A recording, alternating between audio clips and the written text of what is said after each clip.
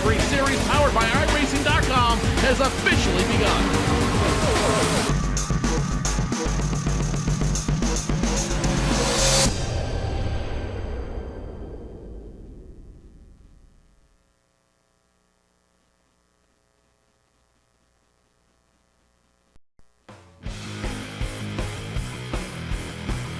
The road to $10,000 runs through the Pocono Raceway. The Tricky Triangle is host to round number 6 to 16 on the NASCAR Peak Antifreeze Series, powered by iRacing. Tim Terry, Tony Stevens here to call all the action for you. We'll get to Tony down in the virtual studio in just a moment. A few storylines to follow here this evening as we get ready for 100 laps. Big race tonight, long race. These guys are going to have to find a rhythm and get into some green flag racing. It's a wide racetrack. We're going to see some here this evening. Pit window around 35, 38 laps or so. These guys going to split it into 3 stints. But on top of the board, it's been Kenny Humpy that's been dominating this series. 2 weeks ago at Richmond, he went to victory lane, beating Patrick Crabtree, Ray Alfalla, and then Ryan Lowe and Taylor Hurst getting their first top 5 finishes in this series. So those guys are going to be ones to watch. But Tony, when you look back at this past champions list, you've got Michael Conti last year. He led 81 laps in this race, going to victory lane. He went on to win the championship. And in this race last year, it was Brad Davies, Ray Alfalla, Chad Lawton, and Chris Overland, your top 5. Expect those guys to run somewhere near the front of the field this evening. And speaking about Ray, he also won this race in 2013. That was the year, for all intents and purposes, he should have went on to win the championship before Tyler Hudson derailed that effort. Tim, you're exactly right, and I want to welcome everybody into the virtual studio here at iRacing Live. I'm missing my colleague Joe Cortez somewhere. Not sure where he's at, but I'm sure he's probably somewhere en route. Got lost somewhere in the Pocono Mountains. Don't exactly blame him for that. But Tim, you're exactly right. This race has seemed to be a defining event for who's good, who's not good, who's got a shot at a championship, and who does not have a shot at a championship. 2 years ago, yes, it was Ray Alfalla dominating this event, and except for a late season collapse, probably should have won the championship. But racing's not about woulda, shoulda, coulda. It's about what you did. That's the year Tyler Hudson won the title. Last year, Michael Conti. It was one of his wins en route to his 2014 NASCAR Peak Antifreeze Series title. And guess what? Tonight, I don't know how Michael Conti's going to do. Some of the Drill Isle team might be a little off on long-run speed. They've struggled with that the last few weeks. We'll see if they can find any of it here at Pocono. And of course, some other guys have been good in the past. John Adams, Steve Sheehan. We don't really talk about them anymore. They've kind of retired from sim racing, so to speak. But they, too, were very good at unique racetracks, and it seems to be the motif for Pocono. Drivers that are very versatile, drivers that are good at lots of places, tend to do well at Pocono because of its very unique layout, unique shape, and unique characteristics. A couple of things to keep in mind over the course of the evening. Pit strategy is going to be one of them. This race is a long, long race. 250 miles, 100 laps around the 2.5-mile Pocono Raceway. What does that mean? Teams can go about 35 to 38 laps or so on fuel. Do the math. That means you have to come to pit road at least twice.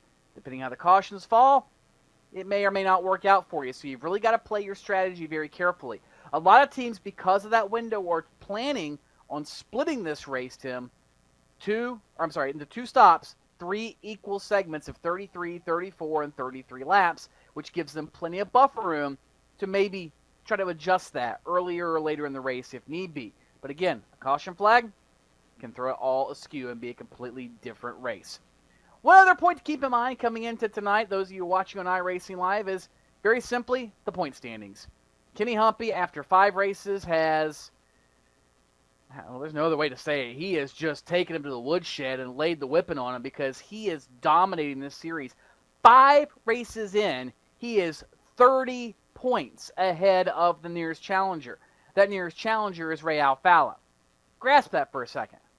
30 points in 5 races. That's an average of 6 spots or 6 points per race. That is huge. That's almost an entire race's worth of points already. And that doesn't include the drop race, but nonetheless, it's a pretty stout advantage for Kenny Humpy coming in to tonight at Pocono. He's got 3 wins in 5 races, and Pocono has been one of his very, very strong racetracks. Let's go over tonight's racetrack analysis while we're at it. Of course, Pocono Raceway, very unique racetrack. 2.5 miles long, the longest front straightaway in all of NASCAR. Almost 3/4 of a mile from turn 3 to turn 1. A lot of room to spread out, a lot of room to get some speed going, and you have to barrel off into the 14-degree banks of turn number 1. Turn 1, modeled originally after the old Trenton Raceway, kind of had the shape of a kidney bean, if you remember that one. That goes back a ways, but turn 1 was modeled after Trenton. Then you have the Long Pond straightaway, another huge long straightaway. A lot of drivers finding themselves shifting at multiple points of the lap, including down the Long Pond straightaway. Into turn number 2, the tunnel turn. It's a 90-degree corner modeled specifically after the Indianapolis Motor Speedway. Very unique entry. You've got to take a late apex, carry as much speed as you can through that corner, and get back on the gas quickly to fire down the short stretch toward turn number 3. A lot of drivers are going to try to set one another up coming out of turn number 2, because one little bobble in turn 2 can mean the difference between holding a spot or losing 1, 2, or even more when you get to the flattest turn on the racetrack, turn number 3. Just a few degrees of banking, modeled after the Milwaukee Mile, the 1-mile fairgrounds track up in Milwaukee, Wisconsin.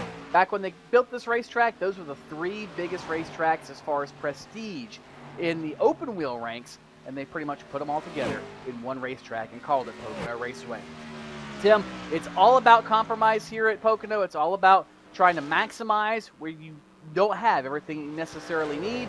And I've got a feeling, from what we've seen so far this season, Kenny Humpy might be one of those guys who's going to be having to maximize what he's got and probably maximizing it over the rest of the field. In fact, we just saw him on track here at Pocono and in the pit lane right now. Tim, I hate to say this, it's been the theme so far this season, but it's going to be who can beat Kenny Humpy here at Pocono. I'll throw it back to you, and I'm going to get ready and head up and join you in the booth so we can call 250 miles of racing here at the Tricky Triangle Pocono Raceway.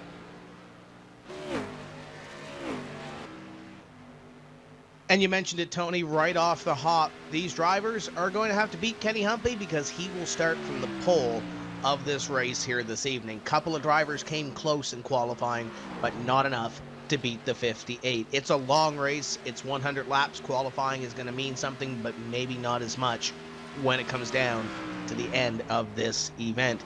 We're going to step away for just a few moments' time, and we will bring you back to the starting grid for round number 6 in the NASCAR Peak Antifreeze Series, powered by iRacing here on iRacing Live. Don't go away.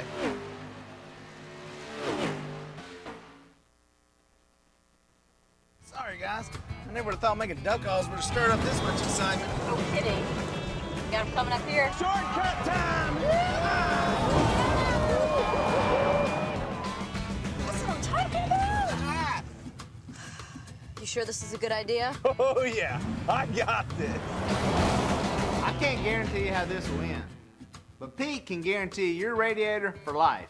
Introducing the Peak Run True Guarantee. Check it out at peakguarantee.com.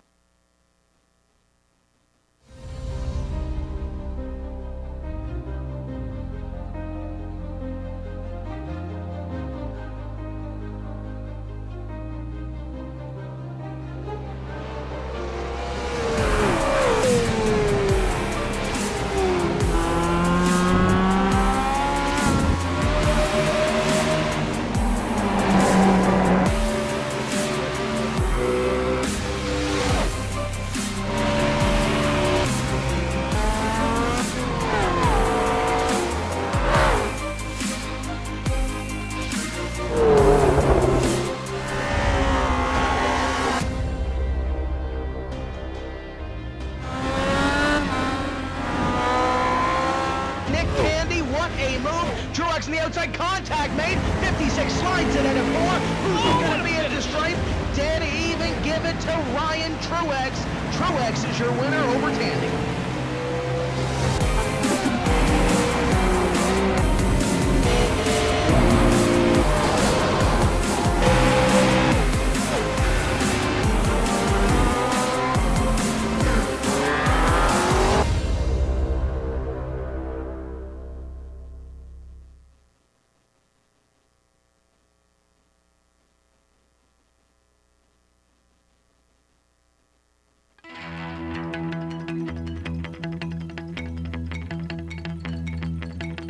It's been a very long off season. Teams have changed, sponsors have changed, colors and all, but one thing that hasn't, they like to mash the loud pedal.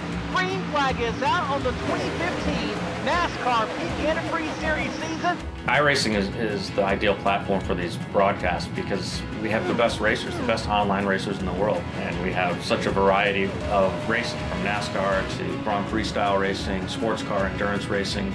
We do it all.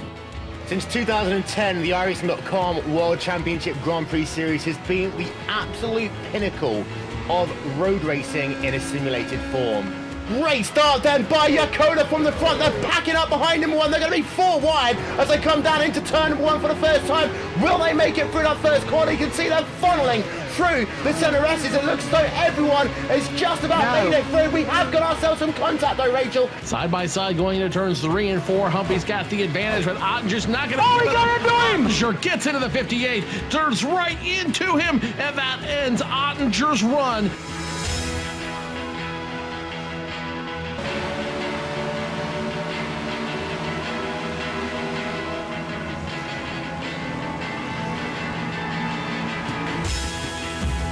We do a lot of live broadcasts now. Every Tuesday is NASCAR night, so on alternating Tuesdays we do the Peak Antifreeze Series, and on the other Tuesdays the B-Class Series, which is the Xfinity cars, and sometimes we'll even do some short track racing depending on the schedule. Every other Saturday we do the iRacing World Championship Grand Prix Series, so the best road racers we have. And we also broadcast some special events, including the Endurance Championship, which is part of the Road Warriors Series. So we broadcast the Daytona 24, the Sebring 12-hour, we'll do the Watkins Glen 6-hour, several other races along there. And then, of course, the iRacing Pro Racing Champions, which is usually our biggest and most watched event of the year.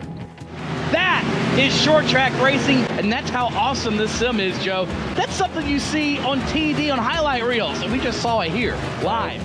We invite iRacers who are real-world racers, and they compete every December. Guys like Alex Gurney, Justin Wilson, Scott Speed, Ron Capps, the list goes on. Really some big name drivers from all major forms of motorsport. It's really neat to see them get together and race together. See Laughlin up top, down to the ball, gets turned! Laughlin gets turned! Caution is out! Alfalla at the front of the field! The easiest place to find the broadcast is on our website, iRacing.com/live. So you can find some of our races on fanschoice.tv as well. A nice place to find iRacing broadcasts. You can also find it at mrn.com and peakauto.com.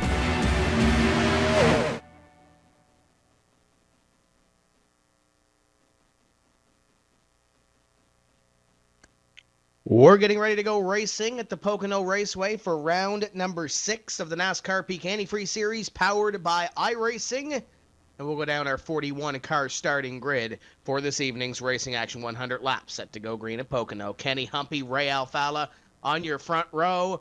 The 58 will start on the inside with a time of 55.122.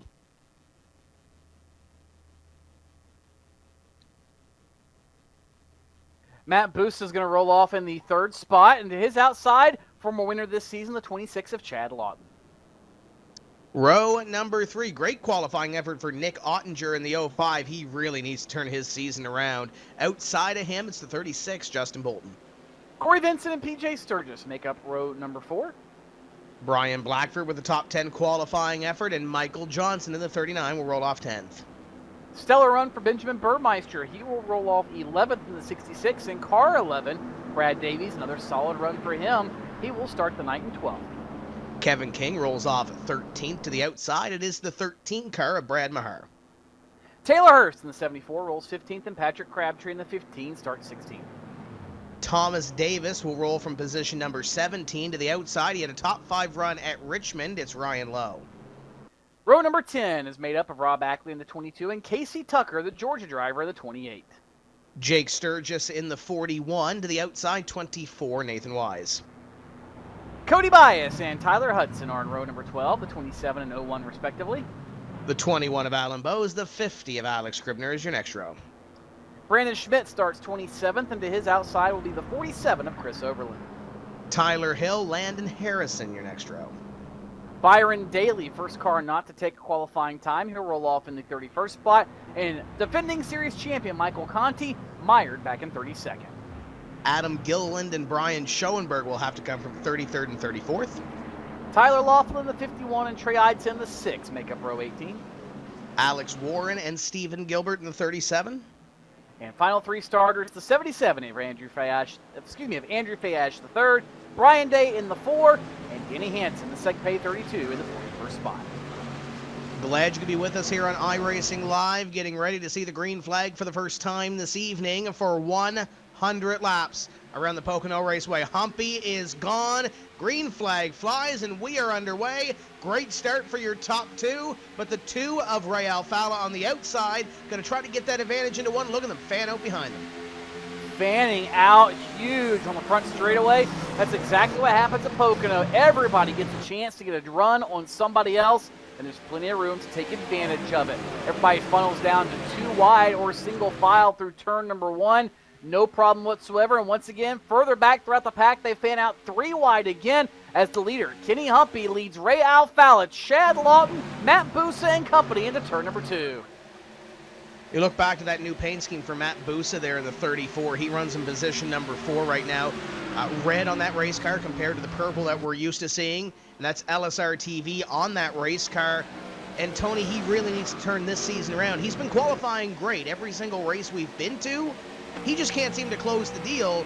Right now running in the top 5. We'll see if those new colors and that new sponsor can try to turn the tide for him. We'll certainly find out if that is going to work for him. And still, again, a very, very long race. Anything can happen here at Pocono, and sometimes you got to change your luck just a little bit by changing some of your routine. Paint scheme can be a perfect chance to change that routine and just change it up enough to where it gets you psyched up. It gets you thinking, hey, I've got things happening and I can make something of it. And that's exactly what's trying to be done here at Pocono. Everybody getting single file all the way back to about 10th place or so. That is Brian Blackford on the inside of Michael Johnson. Behind them, Benjamin Burmeister trying to make something happen on Brad Davies in the 11. There's another driver that really needs a turnaround there, is at 11 of Brad Davies. Blackford trying to take that position away from Michael Johnson. Behind them, Kevin King also trying to make a move on the outside of Brad Mahar. The 15 of Crabtree is there, coming off a top 5 run at Richmond. These guys just outside the top 10 trying to move around here early. Trying to jockey while the cars are still on top of one another, Tim. It's easy to pass somebody when you're all bunched up right after starts, right after restarts. Every driver here knows this, and that's why every driver in the field is trying to take full advantage of it. We've only completed 2 of 100 laps, riding on board the back of the 33 of Brian Blackford, and you get to see everybody battling behind him, including the 66 of Benjamin Burmeister, the 11 of Brad Davies, and look at Kevin King trying to stick his nose in there. Again, that's just right outside the top 10. Blackford, who you rode on board with, is in the 10th spot. Everybody else behind him, 11th, 12th, so on and so forth, as now you're on board with Kevin King in the number 29 off turn 3. Trying to get that car back up into the top 10 is Kevin King, and he's been having a couple of solid runs this season. King currently sits 8th in the point standings after 5 events this season. He's got Brad Mahar to his back bumper. And up in front, we have Kenny Humpy and Ray Alfalla going at it for the lead position. Alfalla got a great run on the back of Kenny Humpy coming down this long front straightaway. Pulled out the pass in turn number 1, couldn't get the job done. But now, down the Long Pond straightaway on lap number 4, Ray Alfalla will move past Kenny Humpy and accomplish something very few people have done so far this season.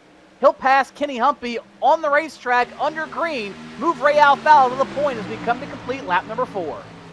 Now, how hard does Kenny Humpy come back and try to pressure Ray Alfalla? Alfalla will come by corner number 3 this time. He'll come out and lead this lap by the looks of it.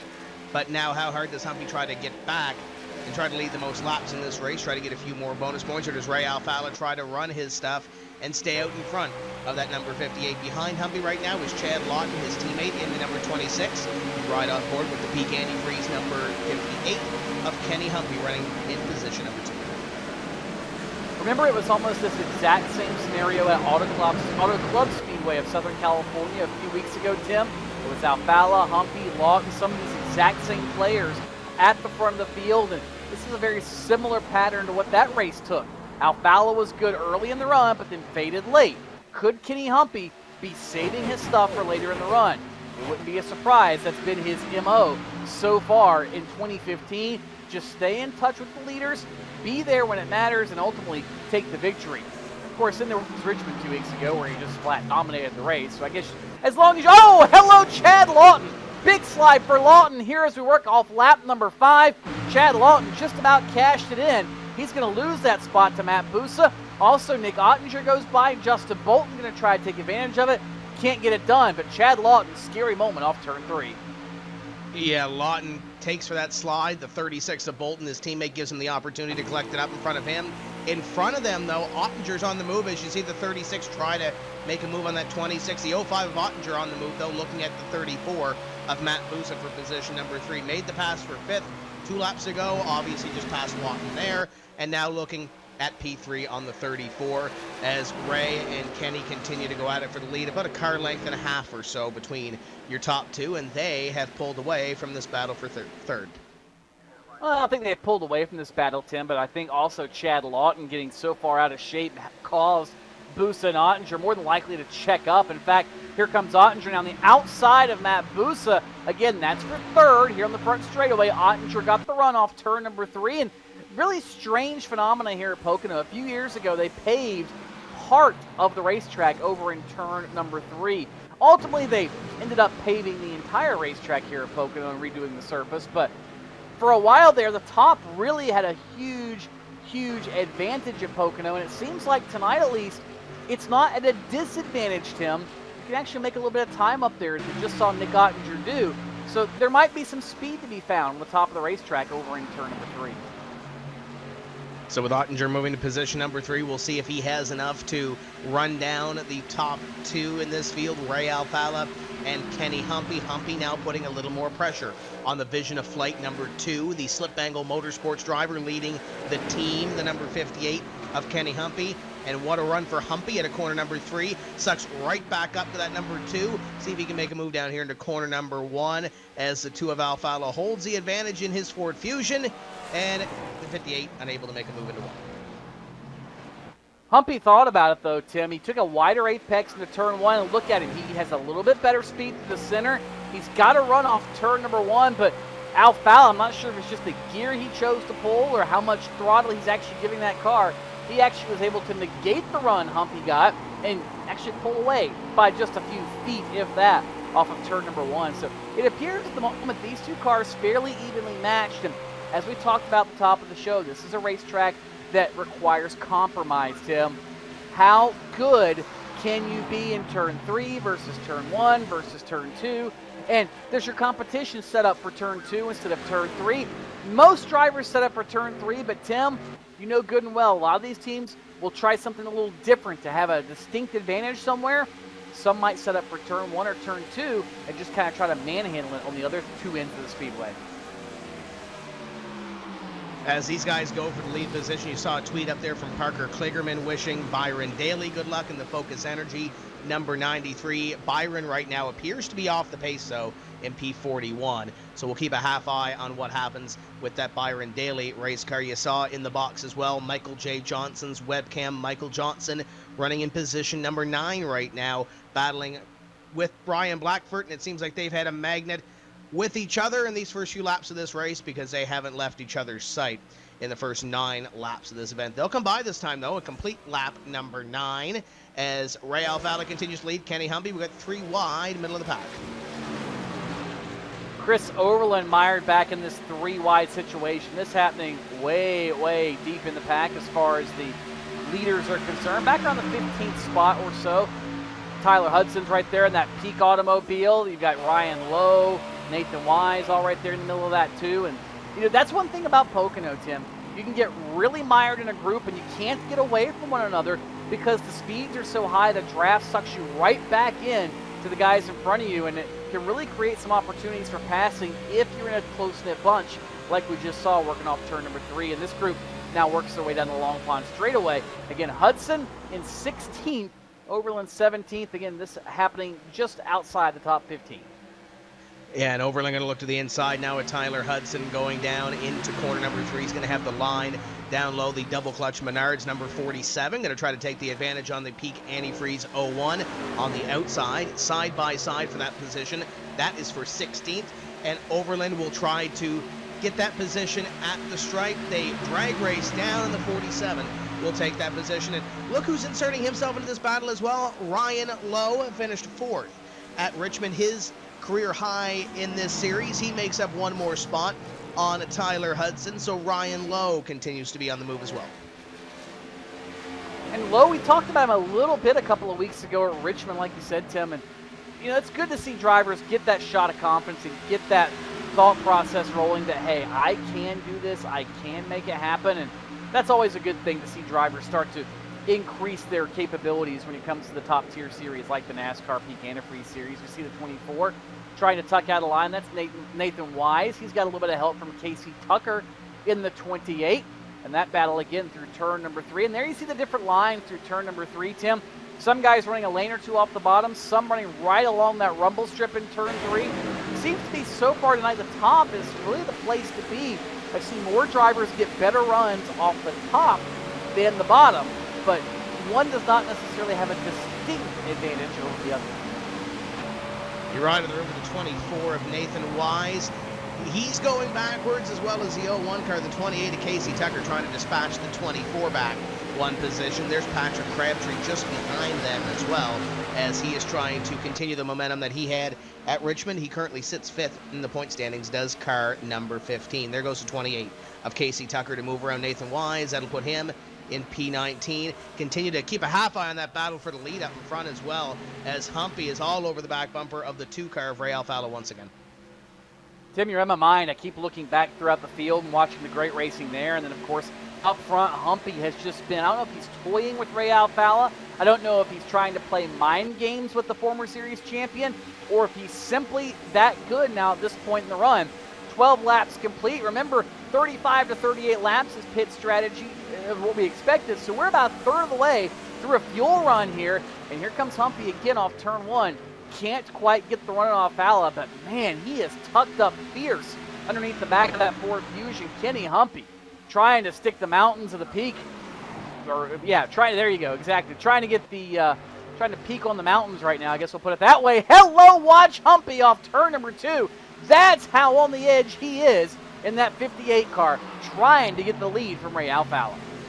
Yeah, you can't have one slip. Kenny Humpy just had a slip. He's going to try to regain himself, and look at the run he got through corner number 3, trying to get back up to Ray Alfalla in car number 2, this time by 13 laps completed, about a half car length between the 2 and the 58, and a run down the front straightaway for Kenny Humpy. But it seems like these last couple of laps going into corner number 1 right here, he cannot do anything with the run that he had. Pokes the nose to the outside, and he'll try once again to get a run off corner number 2, and there goes Humpy to the outside of the 2 of Ray Alfalla. Alfalla leaves the room. Humpy set that pass up going into corner number 1. Looked like he had the run into 1, and now they'll be side by side through 2.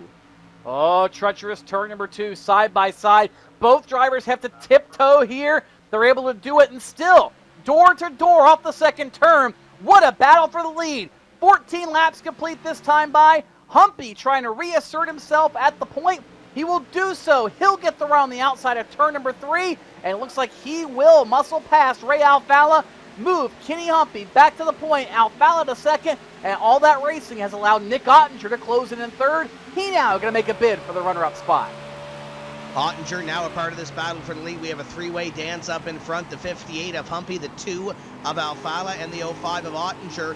And Ottinger's come close here a couple of times, Tony. I believe it was a couple of years ago where he and another driver got into it going into corner number 1, and that cost him the victory in this race at Pocono. One of those racetracks that Ottinger hasn't won at, and I'm sure he's looking to avenge the bad luck from a couple of years ago. And he's got 2 cars in front of him looking for the lead position, albeit Ottinger knows, like everybody else does, this is a long way. Little bobble from the 2 of Ray Alfalla out of that last corner. And that's what allowed Ray to lose the lead. Actually, Tim, was a bobble out of turn number 1. It makes me think that Kenny Humpy saw something in the 2 car that he could take advantage of and forced Ray Alfalla to maybe burn his stuff up a little quicker and a little earlier than he would want to, because ultimately that's why Humpy got the lead. Again, same move he'd been trying for lap after lap on Alfalla. Same run, same line, but Alfalla, that little bitty slip cost him enough momentum to allow Humpy to get alongside, and then Kenny Humpy's expertise took care of the rest. That's going to be frustrating if you're Ray Alfalla, to be as good as he is, to have a car as stout as he's got tonight, and still, no matter what you do, you cannot seem to shake the 58 of Kenny Humpy. And just as sure as I say that, here he is closing right back on the back bumper of that Peak Chevrolet in turn 2. Keep a half eye on that battle, but we got 3 wide around here in the middle of the pack and nearly 4 wide. Here comes the 5 of Michael Conti to the inside, Rob Ackley. You got Cody Bias, you got Patrick Crabtree, Brian Schoenberg in this mess. And that's all that is back there, is a complete mess right now, Tony. I talked to the team earlier. Cody Bias was the only driver really on that team that really wasn't sure what he was going to have tonight. He flat out said, I really don't like this racetrack, but everybody has one of those on the schedule as Ottinger and Alfalla continue to look at it for the lead position with Kenny Humpy. But there's a driver, and you look at Mike Conti as well. He won this race last year, but that team has been struggling so far this season. Yeah, Conti has just been outright junk the last few races. There's no other way to say it. They are struggling to find speed in the drill aisle camp, and they better put a new bit in the drill because they've got to find it somewhere, and they're going to have to either change locations or drill deeper, one of the two, because the drill aisle bunch running 22nd right now with Michael Conti, and that is not where that former champion and actually defending series champion wants to be running, I guarantee you. Good news on Michael Conti, though, trying to get some things working for his physical racing career, and that's a plus. Problem is, like anybody, trying to find some help, some partners, some sponsorship, and I know they're working on some things. It'd be really cool to see Michael Conti, a former series champion, work his way into the real world. As here goes Nick Ottinger, moving by Ray Alfalla on the long front straightaway. Move Nick Ottinger now up to second, and again, turn 3, where everybody seems to be setting up passes for the most part, exception being Kenny Humpy. He seems to have set all his up through turn number 1. Be interesting to keep an eye on that. And something else I've noticed, Tim, the 58's line through turn 1 and really through turn 2 for that matter, much different than anybody else's. He takes a much wider entry into the corner. Very noticeable in turn 1, somewhat noticeable in turn number 2, and turn 3 is about the same as everybody else. So maybe something these guys are learning behind Kenny Humpy, they can put to use on him a little bit later as the race progresses.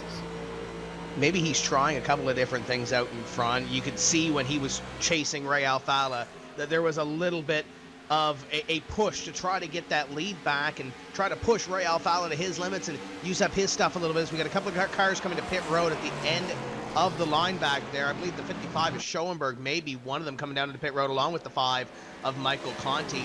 But I think Humpy might be trying something different, or maybe a little more relaxed line, trying some different things. The 5 missed his pit stall there as it's getting close up in front for the lead with the 05 of Ottinger and the 58 of Kenny Humpy. Ottinger's reeled him in.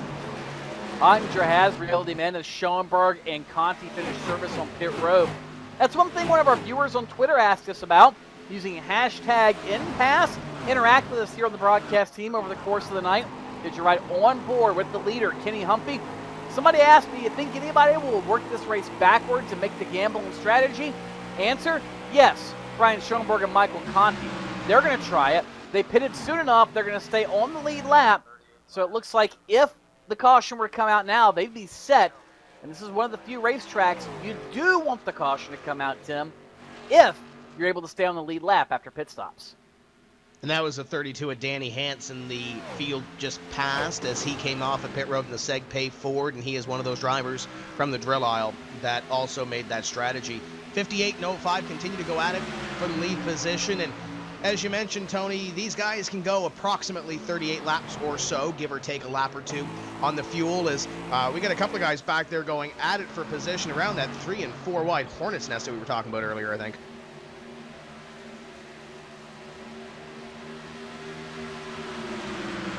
Yeah, Brad Mahar is back there in the middle of that group, and that was a little hairy for just a moment. Michael J. Johnson is there. Kevin King is in the middle of that one, too.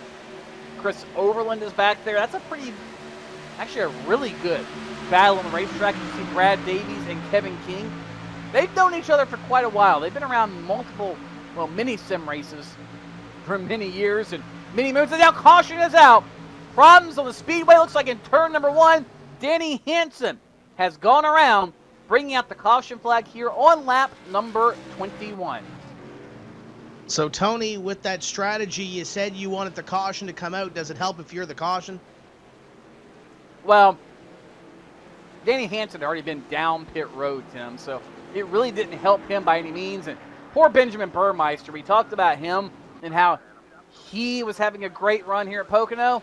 Bad luck strikes again. He catches a piece of Danny Hansen and ends up in the outside safer barrier with what looks like very terminal damage.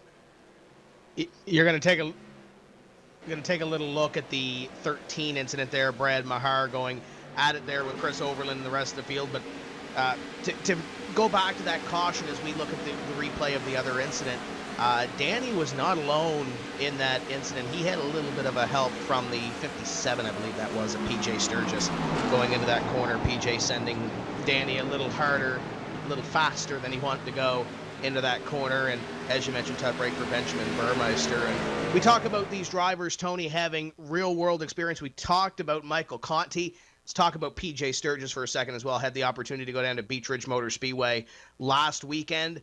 PJ finished top 3 in the Wicked Cool Midgets, finished second in that race, and had an excellent run in the Beach Ridge Motor Speedway opener. So PJ Sturgis in the 57 right now, having a good race as well, in position at number 6 here on the virtual racetrack.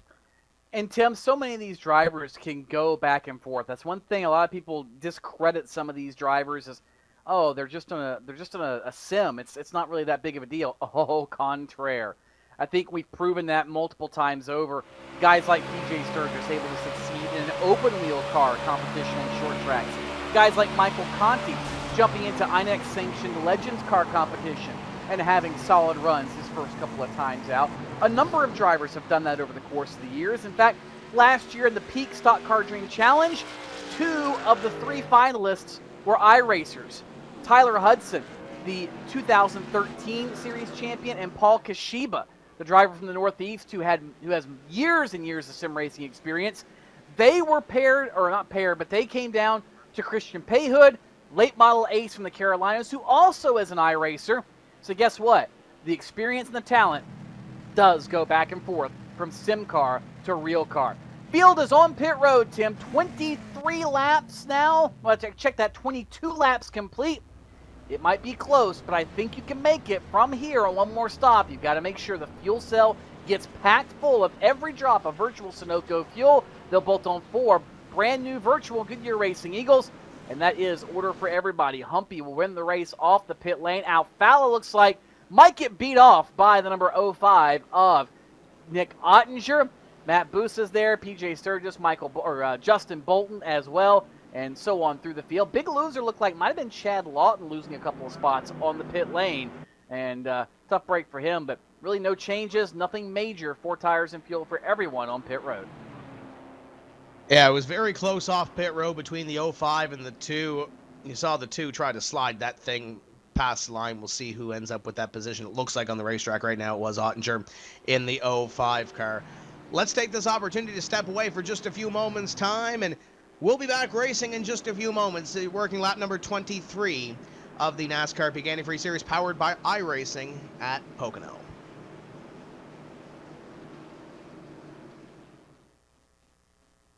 Sorry, guys. I never would have thought making duck calls would have stirred up this much excitement. No kidding. Got him coming up here. Shortcut time! That's what I'm talking about. True guarantee. Check it out at peakguarantee.com.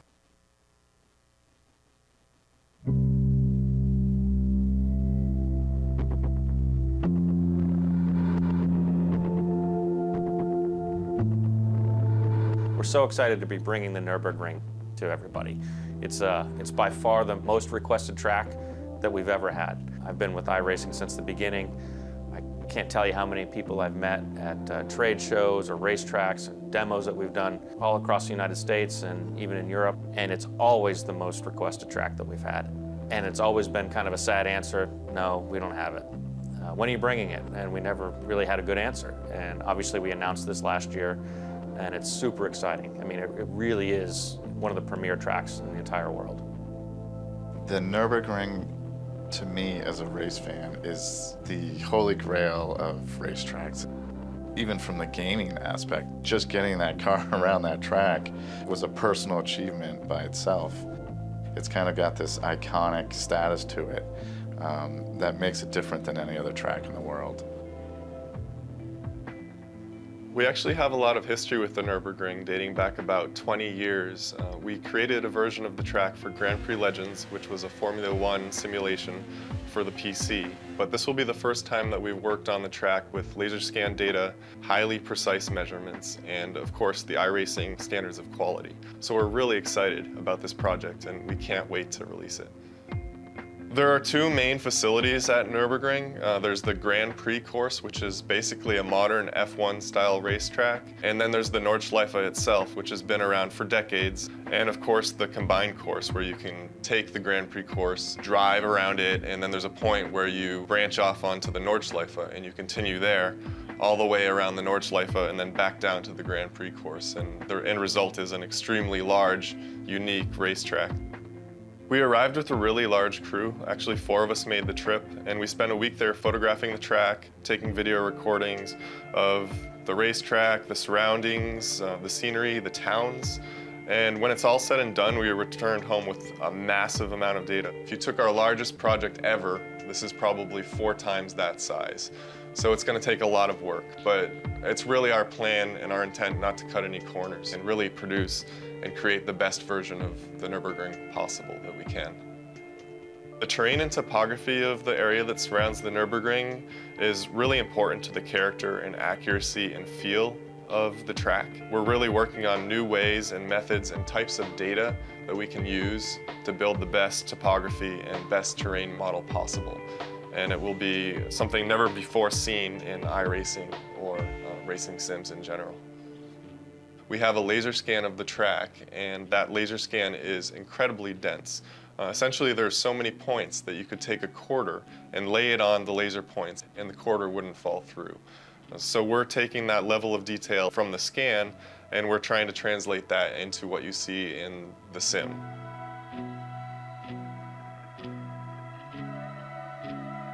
You won't find the level of detail that we bring to tracks anywhere else.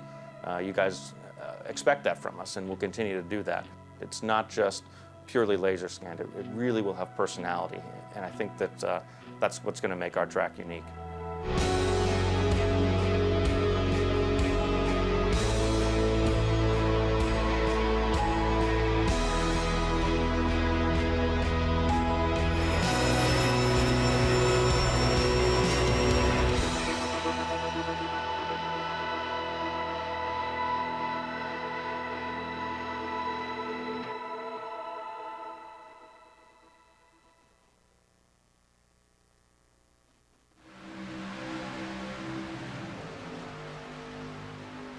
Welcome back to Pocono, and Nick Ottinger on it behind Brian Schoenberg. Schoenberg did not pit under that caution, and Ottinger, what a move to put that Ream 05 up to the point around Schoenberg on the outside. Schoenberg got a horrible restart, and of course that car has been slower than the leaders most of the night. Pit strategies got him up at the front of the field. Unfortunately, it's not going to work out very well for him. Nick Ottinger, new leaders. We're at the 1/4 distance of this one, and problems behind him. Kevin King is in the wall. Justin Bolton spins. Multiple cars and a huge pileup off turn number 2. This will bring out the second caution of the night and take out a few heavy hitters in the process. Yeah, this one's going to start with the 33 and 36, Tony. It looked like, and actually behind them, there was also a little bit of another incident as well with Kevin King going around, but it happened both at the same time. I'm looking at the 33, 36. You can take a look at this 29 and the rest of the field, but it looks like the 36 of Justin Bolton really didn't anticipate the peacepatch.org number 33 of Blackford to make the move that he did going down into the corner, and it sent the 36 car, Justin Bolton, around. 33 gets off scot-free, and it looks like the 36 is going to save it, but behind them, Tony, there's a couple of cars that didn't make it through. Michael J. Johnson spun broadside, and he just about had it off the racing surface, and poor Chris Oberlin, or check that, that's actually the 27, not the 47, my apologies, ended up just, well, it didn't quite T-bone him, but nonetheless, he did get into him, and just one of those days sometimes you can't get the right brakes for Cody Bias, and you know, when it rains it pours. So Bias caught a piece of it as well, and surprisingly, other than Cody Bias and Michael J. Johnson, really everybody else got off scot-free. I think Brian Day ended up just touching the inside Armco with the left side of his car. Probably will be able to fix it, but otherwise, relatively lucky spin for everybody else who was able to miss that chaos. And you mentioned Michael J. Johnson through that as well, Tony. The 13 and 39 get into it. That's pretty much the middle incident, I guess you can call it, because the 36 and 33 get into it in front of the 13 and 39. And it looks like the 39 comes down. The 13 tries to find a hole that might not be there and gets into the back of the 39 as everything is ensuing. And then the Camry of the 13, I don't know if we can get a camera on that or not, but he goes off the access roads and gets a little bit of air in that Tim's Corner Motorsports number 13 and pulls back onto the racetrack. And Tony, the little bit of the dip that he took in the infield might have caused more damage for the 13 than the actual contact with the 39 and Michael J. Johnson. But a few little incidents there happening all at the same time, and we got some pit stops happening now. A number of drivers on pit road, including the number 36 of Justin Bolton, who was in that caution flag, and others. Brad Davies is down. The 39 and Michael J. Johnson is in. Kevin King is in for service. Taylor Hurst leaving his stall, as is Mahar, the 3 of Schmidt, and others.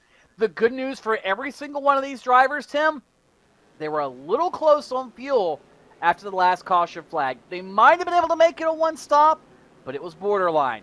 After this yellow flag, a couple of laps of insurance, and now everybody pretty much can go the rest of the way on one more stop who has pitted under this yellow. Ottinger, Humpy, Schoenberg, Alfalla, those guys, they're going to be treading very, very lightly as to whether they can make it a one more stop. This caution flag might have just made the difference as far as who wins and who ends up having a not-so-great night here at Pocono. Looks like Cody Bias has called it a night. He has pulled it into the garage area and disconnected from the server. Speaking about disconnections from the server, Tony, Michael Conti's connection fell through under that last caution flag. He is back on the racetrack, but he is 4 laps down. Now, here's the point that I want to make. Yes, he is the defending champion. Yes, he can drive the wheels off anything.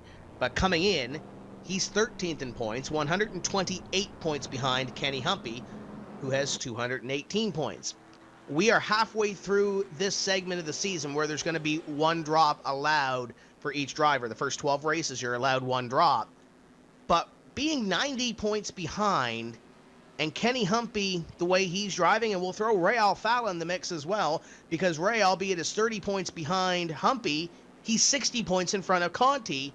With Conti being 4 laps down here, dead last in 41st, is this game over for the defending champion when it comes to the championship?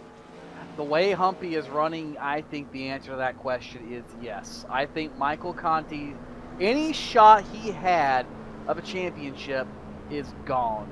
It's gone here tonight. Very unlikely he will pick up 4 laps with the free pass. That's going to require this to be a wreck fest, number one. Number two, it's going to require him to still find some speed to work his way through the field, not something he had a lot of earlier. I don't see Michael Conti finding speed, not only here tonight, Tim, but finding enough speed after tonight where if he was somehow miraculously able to salvage this evening to where he could be on par or better than Kenny Humpy for the rest of the year. There's only 10 races left after tonight. That's less than 2/3 of the season. You're this far back, this early, toast. Go ahead and stick the fork in Michael Conti. His championship dream of repeating is done. And with that, when you look back at the point standings, you look back to the top 10, you look at Matt Busa, quick math, he's about, 65 or so points behind Kenny Humpy right now. Brad Mahar is back there, 138 points compared to Kenny Humpy's 218. Brad's had a good season. Corey Vincent's had a good season. He sits 12th in the point standings. A lot of these drivers are going to be close. Keep in mind, there are prize payouts, I believe, all the way back to 12th place in the series, 10th or 12th in this series. But when you look at it, Chad Lawton sits at 176 points. You go all the way back to, let's say, Michael Conti back there, who sits about 50 points behind after 5 races. Can Michael Conti get back up there, or one of those drivers that is just outside or around Michael Conti get back up there and contend for a solid top 10 finish? Sure. But with Humpy and Alfalla the way they're running, and even Chad Lawton to a certain extent, they need to have some bad luck out of those drivers, because you're not going to beat a Humpy or an Alfalla or some of those team members that run consistently in the top 5.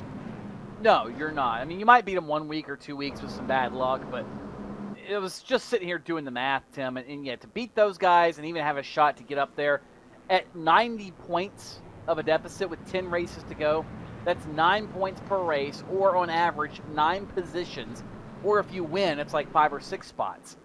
That's doable, but you're not going to win every race. And I don't see you beating Kenny Humpy, the way things are now, Kenny Humpy or Nick Ottinger, Ray Alfalla, every race by 9 or 10 spots. I do not see it happening, Tim. And that's really tough, because here's the thing. This sport is so much like the physical racing world, because of the simple fact that, just like in the physical world, trends come and go, setup tweaks and trends tend to come and go, and there are certain little things that make cars fast. Same thing here in the simulated world. Little bitty changes in rules and rules packages can take a perfectly good setup and throw it out to lunch. And you don't just flip the switch overnight and find speed. It's a long process where you find a little bit here, a little bit there, and then 10 races later, you're back to where you need to be, but it doesn't happen overnight. And again, that's getting in the top 5 or top 10 is a little more doable, but I don't see it being something that's very realistic at this point. Pace car going to head to pit road, and here comes the field. Ottinger and Humpy, your top 2, and look at that inside line, play a little bit of bumper tag. Green flag flies, and there goes Schoenberg to the inside. Brian Schoenberg trying to pick up positions that he lost on that last restart, and he's going to get one, it looks like, on Ottinger. Remember, it was here at Pocono. Brian Schoenberg got into it late in a race just a year or 2 ago, gave away possibly his first impasse win. He's yet to have a race that good yet again in his career, and he kind of feels that, I think, here tonight, and they're almost splitting him down the back straightaway. Schoenberg able to slide into third, and look at PJ Sturgis in the 57. Sturgis up to 4th. Sturgis now looking for 3rd. It's a hornet's nest as they race off to turn 3 with 30 laps complete. Ottinger behind him, Lawton behind him, Brian Blackford all on the inside line chasing PJ Sturgis in the NX number 57. 55 on the outside as these guys jockey off corner number 3 and down the front straightaway. The 57 going to have the position at the line as the top 2 run away from the rest of this field. And it is frantic back here. Ottinger going up and down the racetrack and going to try to put Brian Schoenberg in his rear view mirror. Schoenberg holding on to the right rear quarter of the 57. One car up in the outside wall. I thought maybe that was the 10 of Corey Vincent, but he's able to hang on to it. And it's, actually, that's Casey Tucker, the 28, who had problems. We're still green as the leaders are in turn 2. They're working on a caution, though, up here, Tony. The 05 of Ottinger on the back bumper of the 55. It looks like the 34 of Busa has found a spot in the line behind the 05, and now here he goes to the inside of Brian Schoenberg. Ottinger going to take the position, and now Schoenberg going to have to hold on once again on that outside line to see if he can hold on to at least a top 5 run here at a corner number 3. He's able to hold serve for the moment as they cross start finish right wheel to wheel with the number 05 of Nick Ottinger. But Schoenberg, the problem has been not on the straightaway, but in the corners. You're going to see Nick Ottinger probably blow by the 55 here in just a second as they work through turns number 1 and ultimately turn number 2 after the back straight. Well, maybe not. Look at Schoenberg, muscle back on the outside. What a drive of determination by Brian Schoenberg. He is not going to be denied, and I think running up here at these leaders and not getting his doors completely blown off, he has given him a little bit of confidence that, hey, this car could be better than what I thought it was. Yeah, Schoenberg hanging with these guys, but when you look at it, Tony, let's say we do go another 20 laps green flag racing. Does Schoenberg's car hold on for the long run? It looks good on the short run. We'll see what it has as we continue on this green flag run. Look at the 47 of Chris Overland inserting himself into this battle for a top 5 spot. He's on the back bumper of Matt Busa, and they have Brian Blackford to the outside in the 33. The 26 of Chad Lawton also involved in this battle as the 05 clears the 55 down the front straightaway. Top 5 single file, and then it's back to Busa and Blackford. And really, that's the best battle on the racetrack right now, Tim. Rest of the field, for the most part, single file all around the Pocono Raceway as we watch this battle for 4th, 5th, 6th on back. Whoa, 3 wide. Look at that. Chad Lawton's in the middle of that. Overland, Blackford, everybody still jockeying for that spot, and they get it sorted out. Look at Wise on the bottom. He just about snuck his nose in there where maybe it didn't belong. That's going to cause Chris Overland to have to check up. He'll lose a couple of spots now, and they're 3 wide for a moment off turn 2 as they get back down double file into the 3rd turn. Yeah, the 10 of Corey Vincent stuck his nose in the inside for a moment as well. T-Lov is involved in this battle as well. That's the highest running Aftermath Motorsports driver in this field, just outside position at number 10 as Nathan Wise in the 24 goes to the inside of Overland in the 47, the 10 and the 51, and I believe that might be the 01 of Tyler Hudson back there starting to work his way towards the front of this field. It is Tyler Hudson, Tim, slowly, methodically picking his way car by car towards the top of the scoring pylon, and hasn't made a lot of noise, but that's kind of been Tyler's MO the last few years. He doesn't make a lot of noise, just slowly, methodically puts himself in good positions at the end of the race, although right now he is in a very precarious spot behind Nathan Wise, Chris Overland, as well as the 51, Tyler Laughlin there, Corey Vincent there too, and they continue to swap the spot back and forth every single corner, it seems like. They'll split Laughlin momentarily as they work off turn 3. 01 of Tyler Hudson now working the outside of the 51 of Tyler Laughlin for position. The 41 of Jake Sturgis pushing the 21 of Alan Bowes. A couple of drivers on the inside trying to make their way back up. Ryan Lowe trying to push to the front of the field. Brad Mahar back there as well. There is a hornet's nest here around Jake Sturgis, and Sturgis nearly got into the 51 entering corner number 1. Just about only counts in horseshoes and hand grenades, Tim, and for that matter, deer avoidance here at Pocono. Well, if you've seen some of those, you know what I'm talking about. Almost is all that really matters. If you think this is easy, Tim, number 1, think again, but number 2, give it a shot. We'll even give you some time on the racetrack. Use the promo code PR-2015 PSRTV as you see on your screen. Sign up. We'll give you 2 free months if you pay for 1 here on iRacing. Even give you a free car to get started out with. Actually, a few free cars. The Legends car, the late model, give you a road racing car as well, and you'll be set to begin your iRacing career and see just how easy it really is. Or not. Give it a shot. Find out for yourself and join the fun that is iRacing. Promo code on the screen, iRacing.com, the next generation of motorsports.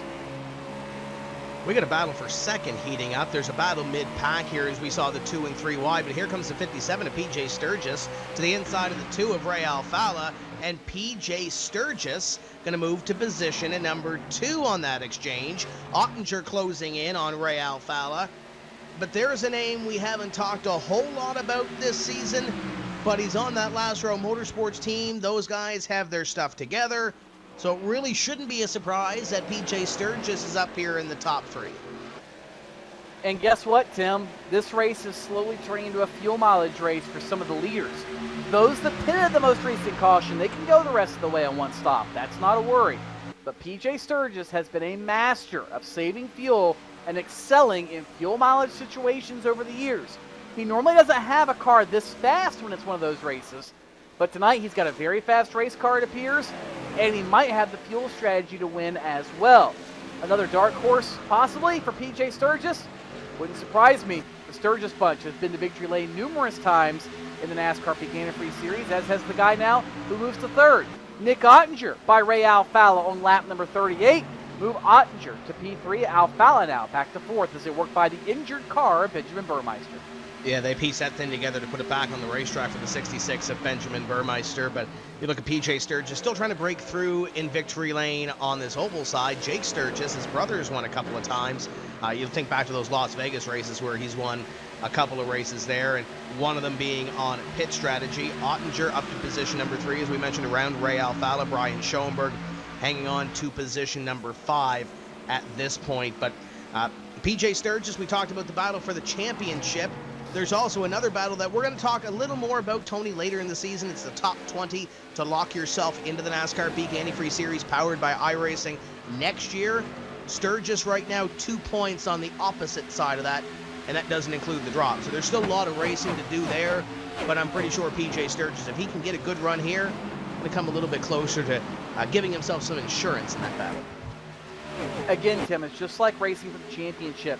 You cannot give up points any chance you get. You have to maximize points, and having runs like this when you're deep in the running order as far as points are concerned is a very big plus. On average, you're in 20th spot because on average you run in 20th spot. So if you can have runs like this, it'll help to vault you further up in the point standings, and then when you go back to those quote-unquote average runs, it makes it that much harder for the guys who are chasing you to get to you and get around you as far as the standings go. Riding on board now with Chad Lawton, and just ahead of him, Tim, it's still that Pro Geek Consulting Chevrolet of Brian Schoenberg, the Californian. After the pit strategy, after the lack of speed so far tonight, or at least earlier tonight, he's holding on very, very stoutly for that matter into that fifth spot as Chad Lawton tries to work his way around and take position number 5. But I must say, I'm very impressed with the double nickel. He has driven the wheels off of it in this run and made a believer out of me that maybe, just maybe, he could have himself a breakout race for 2015. Yeah, albeit there's still a long ways to go. We haven't even hit the halfway point. We're 10 laps away from the halfway point of this race in Pocono. But the 55, I'll give him a lot of credit as well, Tony. First couple of races of the season have not gone his way. He sits 32nd in the point standings, coming in only 76 points to Kenny Humpy's 218. There's a comparison that Schoenberg does not want to be on the other side. So he's holding on right now to a 5th place run and continuing to keep up with Chad Lawton. Lawton now looking to the inside of the 55 of Schoenberg, going down into corner number 2 here, and he will take the position away. But even if Schoenberg can hang on to a top 10 finish tonight, Tony, you'd have to believe that would be a win for that team. If they could finish the top 10, that would be a win, no doubt about it. And I know that that's got to be on their minds. We talked about earlier, you got to have something to build on, and that would be a really big block for a foundation to build on here in the NASCAR Peak Antifreeze Series. So I'm almost getting into Chad Lawton there in turn number 3, trying to hang with him, Schoenberg. And next one to put him on the radar, that is the 33 of Brian Blackford. You don't see him yet because we're riding on board the 55, but Blackford just feet off the rear bumper of Brian Schoenberg. And for that matter, good run for Brian Blackford.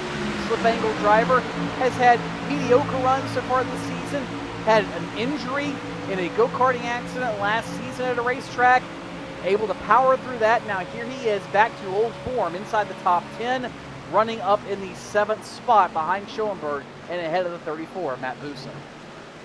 Yeah, keep a half eye on that, and also second as well, because here comes the 05 of Ottinger to the inside of the 57 of PJ Sturgis. 05 will take that position over the 57 of Sturgis. Behind them, it looks like the 33 and 34 might be going at it as Sturgis tries to cross over the 05, not going to get there. Look like the 34 of Busa trying to take a wider corner entry into corner number 3. Did not work, but yeah, Tony, you mentioned the 33 of Brian Blackford. He's had some tough runs this season, and it might not be, this might be the turnaround race. Yes, his teammates ran well, Ray Alfalla. They have that technical alliance with Last Row Motorsports. You can obviously see PJ Sturgis run up there in position number 3, and it looks like it's starting to help Brian Blackford's 33 team here. It really does look that way, and that's a good thing. I would think you would say is Sturgis is there, Blackford is there, Alfalla. They're all right there in a group. So certainly it seems the rising tide has lifted all ships when it comes to Last Row and the Slip Angle Motorsports group. Remember earlier this season, first couple of races, they weren't quite this competitive. Yeah, they were good, but they weren't quite this good. So it seems like adding some knowledge and a little bit of feedback from these other teams and team members has certainly helped both organizations as they all still continue to chase down Kenny Humpy, who is the flagship driver for the team. If anybody can catch the team, that's when I'll be extremely impressed with him. Yeah, they've still got a little ways to go in order to do that. But you look at this field, Tony, yes, Kenny Humpy is up in front. He's leading this race by 2.2 seconds. But then you have a Gale Force Racing driver running in second, a driver from Last Row Motorsports running in third. You have Slip Angle running in fourth. And then the next team driver is Chad Lawton hanging back there in position number 5. You could group the 57 and the 2 together because they have that technical alliance with Last Row and Slip Angle Motorsports. Those teams virtually working together on setups and working together with testing. So you have Brian Blackford up there as well from that team in position number 7. Chris Overland is back there in position number 9. that is the next team in the lineup. But you look at that other team, Tony, there's only 2 right now that I'm counting in the top 10 from the team. Yeah, and that's something that's a little different, Tim. We've seen the team essentially dominate, which tends to make me think that maybe as you watch the Danny Hansen spinoff turn number 2, he was on the lead lap trying to avoid Justin Bolton, and miraculously Hansen did not hit anything substantially and able to take that car back to the pit road and the garage. So we will stay green. But yeah, I'm starting to think that the diversity up front and the fact that Kenny Humpy is still the leader, though, Tim, says it's not as much about setup and teammates and team knowledge as much as it is about simply being that good of a race car driver. Kenny Humpy continuing to stretch it out over Ottinger, Sturgis and Company. And something tells me it's not, again, not under the hood. It's in the head and behind the hands of Kenny Humpy. And I'll agree with you to an extent. You look at some of those drivers, though, that haven't been performing the way that they have in the past, per se. Brian Day ran really, really well last year at the start of the season, and there's been a couple of races where he's just run mid-pack. Brad Davies, prime example, albeit he's been on the wrong side of the inch a couple of times. He's 39th in points with only 63 points so far this season. So Brad Davies, he didn't forget how to drive, but again, with that team, the way they've been performing with Drill Isle Racing, you have Brian, Schoenberg up there in position number 6. That's been the shining light so far. Michael Conti, Brad Davies, Thomas Lewandowski on that team haven't forgot how to drive, but those other teams as well doing their homework. It's just like when you go to a short track and those guys hit a package, they tend to run up front. No, you're right, Tim, and like we talked about earlier, you don't find that speed overnight. It's a gradual process. You find a half a tenth here. You find a little bit more longevity there. You find a better feel here. And after 2 or 3 months, hey, look, we made a progress of half a second or whatever it happens to be. But it takes a while, and it's something that you've got to have a benchmark for. The benchmark has been Kenny Humpy and the team, and that's where you know you've got to shoot for. Sometimes you're going to miss it because you're trying things. You know what you've been doing doesn't work, and the definition of insanity, Tim, is to keep doing the same thing over and over, expecting different results. You can't do that in racing. You've got to be trying things. Sometimes you'll nail it, sometimes you'll miss it, but you've got to take those chances to see how they work out. Up front, everybody has found a place to race right now. PJ Sturgis chasing down Nick Ottinger for second, but there's a little bit of gap between them. Ray Alfalla, Chad Lawton, a little gap between them. First little battle back here. It looks like Brian Blackford trying to hold off the 47 of Chris Overland as he's going backwards a little bit. Matt Boos had just passed him a couple laps ago, so it looks like Blackford, the good in those tires, has fallen off a little bit. Nathan Wise comfortably in the top 10. He sits 16th in the point standings, so Nathan Wise has been having a solid season, currently sitting in position number 10 in this race. But to look back at a side-by-side battle, Tony, we've got to look deep in the field, because I'm seeing a lot of guys right now running single file and just trying to pick off laps. Justin Bolton is on the back bumper, the 74 of Taylor Hurst. That might very well be the closest little battle we have there on the racetrack if you include Rob Ackley in that mix, but they're still single file. Well, Tim, what you've got to remember is a lot of these drivers are, oh, trouble. Caution is out, and that's going to completely throw a wrench into everything. Stephen Gilbert brings out the yellow flag over here in turn number 2, I should say. But he was running right at the back of the field all by himself in front of Michael Conti, and Gilbert almost able to hang on to it. Unfortunately, not able to. He goes around, bringing out the 3rd caution of the night, and this one might throw things into a loop, Tim. Who pits, who doesn't? You still need one more pit stop after this one, but oh, it could play strategy. This is going to be fun. Yeah, 37 loses it all by himself. The 9 car, Tyler Hill, in front of him gets a little bit loose coming out of the corner. Maybe Gilbert got into the throttle a little bit or cracked it trying to keep off the number 9. But regardless what the situation is, the 37 has gone around and brings out that caution flag. And as you mentioned, this is going to throw a little bit of a change into what these guys were planning. Next time by, they will be halfway. They just took the yellow flag to complete 49 and begin lap number 50. So they'll come around this time and make a pit stop. But Kenny Humpy, Nick Ottinger, PJ Sturgis, top three. We talked about the team. There's a driver that has been struggling all season long, is the driver that just brought out the caution, Stephen Gilbert. He is a part of the team. He is the elder statesman of the team. He's been having some internet issues intermittently throughout the season. It looks like he's been solid so far tonight, but now he's just trying to piece together a 100-lap race to put himself up where his other teammates have been running this season. Yeah, and he was at the other end of the spectrum, back almost in the very back of the field. Now, here's the interesting thing. Before they come to pit road, Tim, I don't expect anybody to do this, but I wouldn't be surprised if they did. Do the leaders stay out and come in 10 laps or 20 laps from now when they know they can make it to the end and run this race backwards? Remember, you can pit under green and stay on the lead lap. Does Kenny Humpy, Nick Ottinger, PJ Sturgis, does anybody do that? I almost think somebody will. And I wouldn't be surprised if they did, but I also would not be surprised if everybody came down pit road and then tried to split this race into two 25-lap segments. What about like a T-Loff or a Trey Idson, somebody back there? T-Loff won a race at Richmond in the Pro Series that he played a little bit of pit strategy. Your leaders up front are coming to pit road. Everybody's coming down. Is there one or two at the back there? That might be Conti staying out and trying to get a wave around here. But it looks like everybody, for the most part, Tony, is coming down pit road. So there goes your strategy out the window. Again, Tim, not surprised that nobody did, but it wouldn't surprise me if somebody did try it because of the fact the way cautions tend to work out here at Pocono. It's a big gamble, but it might be worth it. One car, Tyler Hill, appears to have missed his stall. He might choose to go on that strategy now. Danny Hansen also off the pit lane. Looks like he might have missed his stall. Humpy is the first one off of the leaders, followed by Ottinger, Sturgis, Alfalla.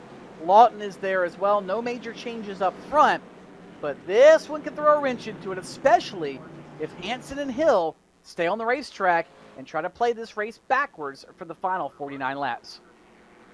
This is a perfect opportunity to head over to iRacing.com if you're watching this for the first time. Tony mentioned it under that green flag run, but we're going to give you an opportunity to go over now and do it since we're under caution.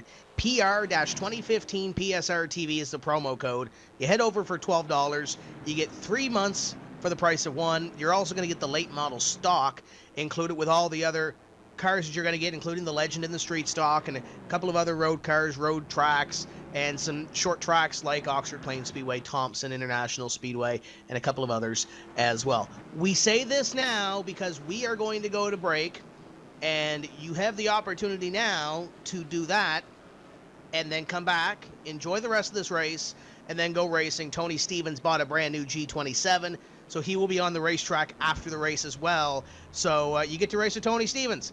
Don't go away. We'll be back with the rest of Pocono. We're halfway.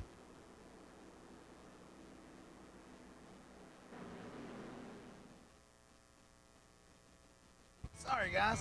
I never would have thought making duck calls would have stirred up this much excitement. No kidding. You got him coming up here. Shortcut time!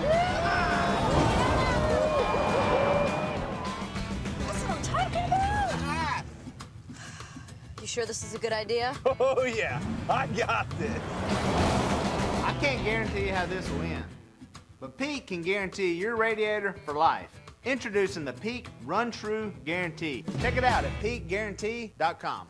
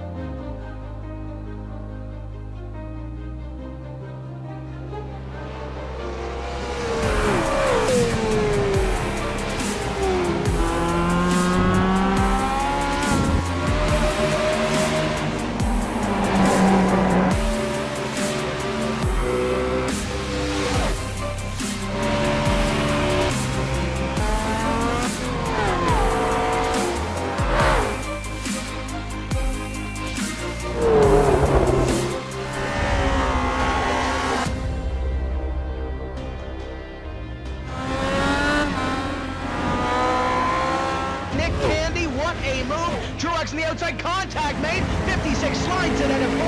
Who's going to be at the stripe? Dead even, give it to Ryan Truex. Truex is your winner over Tandy.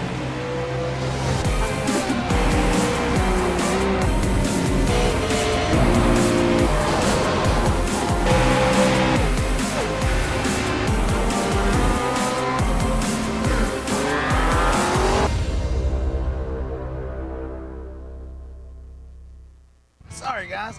I never would have thought making duck calls would have stirred up this much excitement. No kidding. You got him coming up here. Shortcut time! That's what I'm talking about. You sure this is a good idea? Oh, yeah. I got this. I can't guarantee how this will end, but Peak can guarantee your radiator for life. Introducing the Peak Run True Guarantee. Check it out at peakguarantee.com.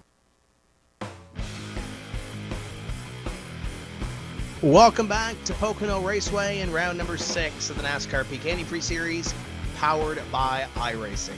Your leader is Kenny Humpy. We're getting ready to go back to green with 53 of the 100 laps to be completed at the stripe.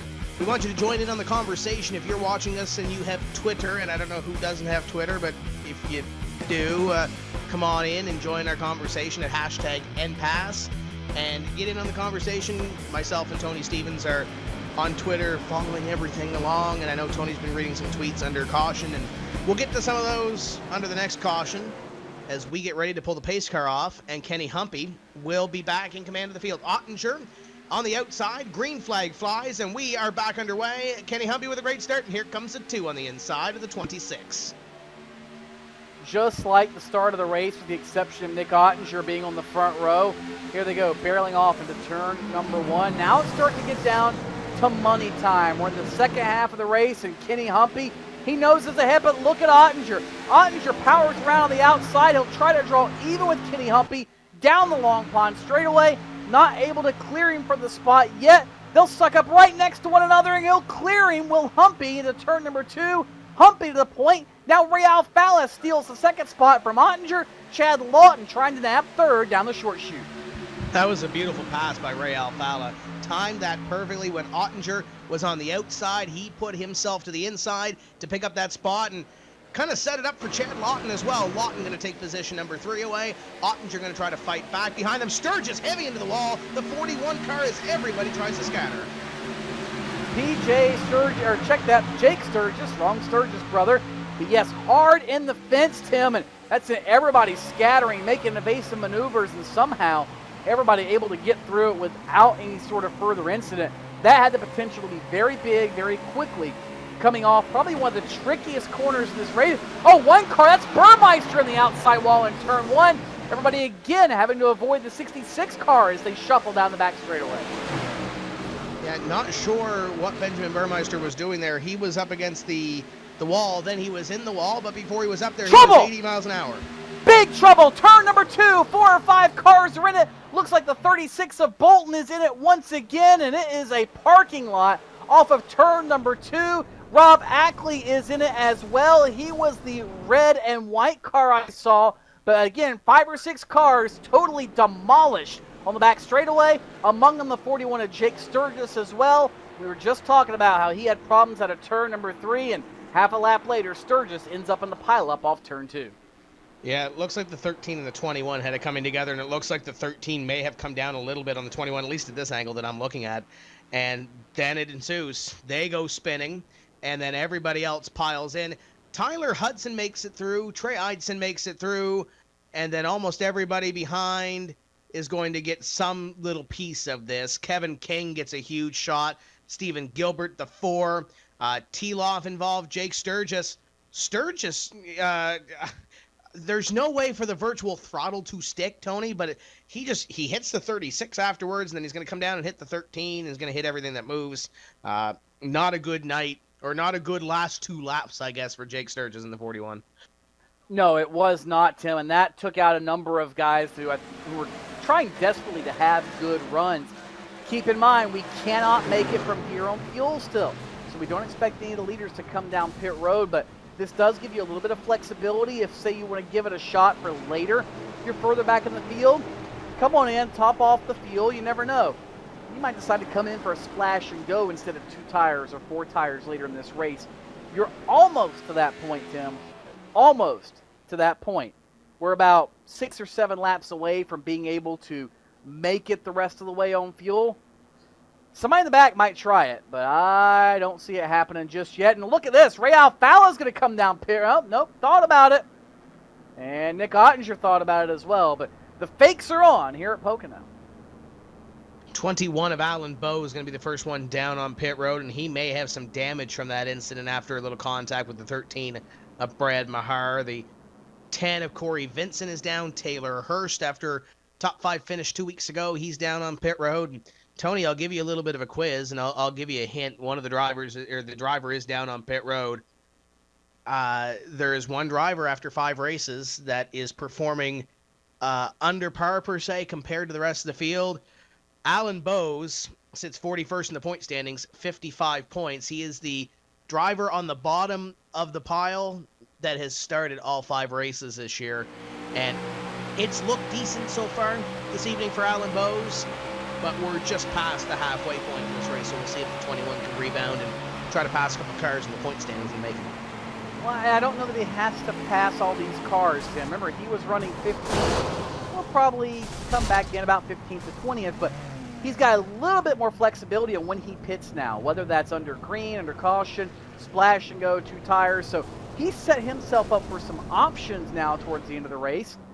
And where he was running again, I don't think I can blame him. It's worth the gamble. Like you said, Tim, you're junk in the point standings. Go ahead and make the most of every opportunity you have.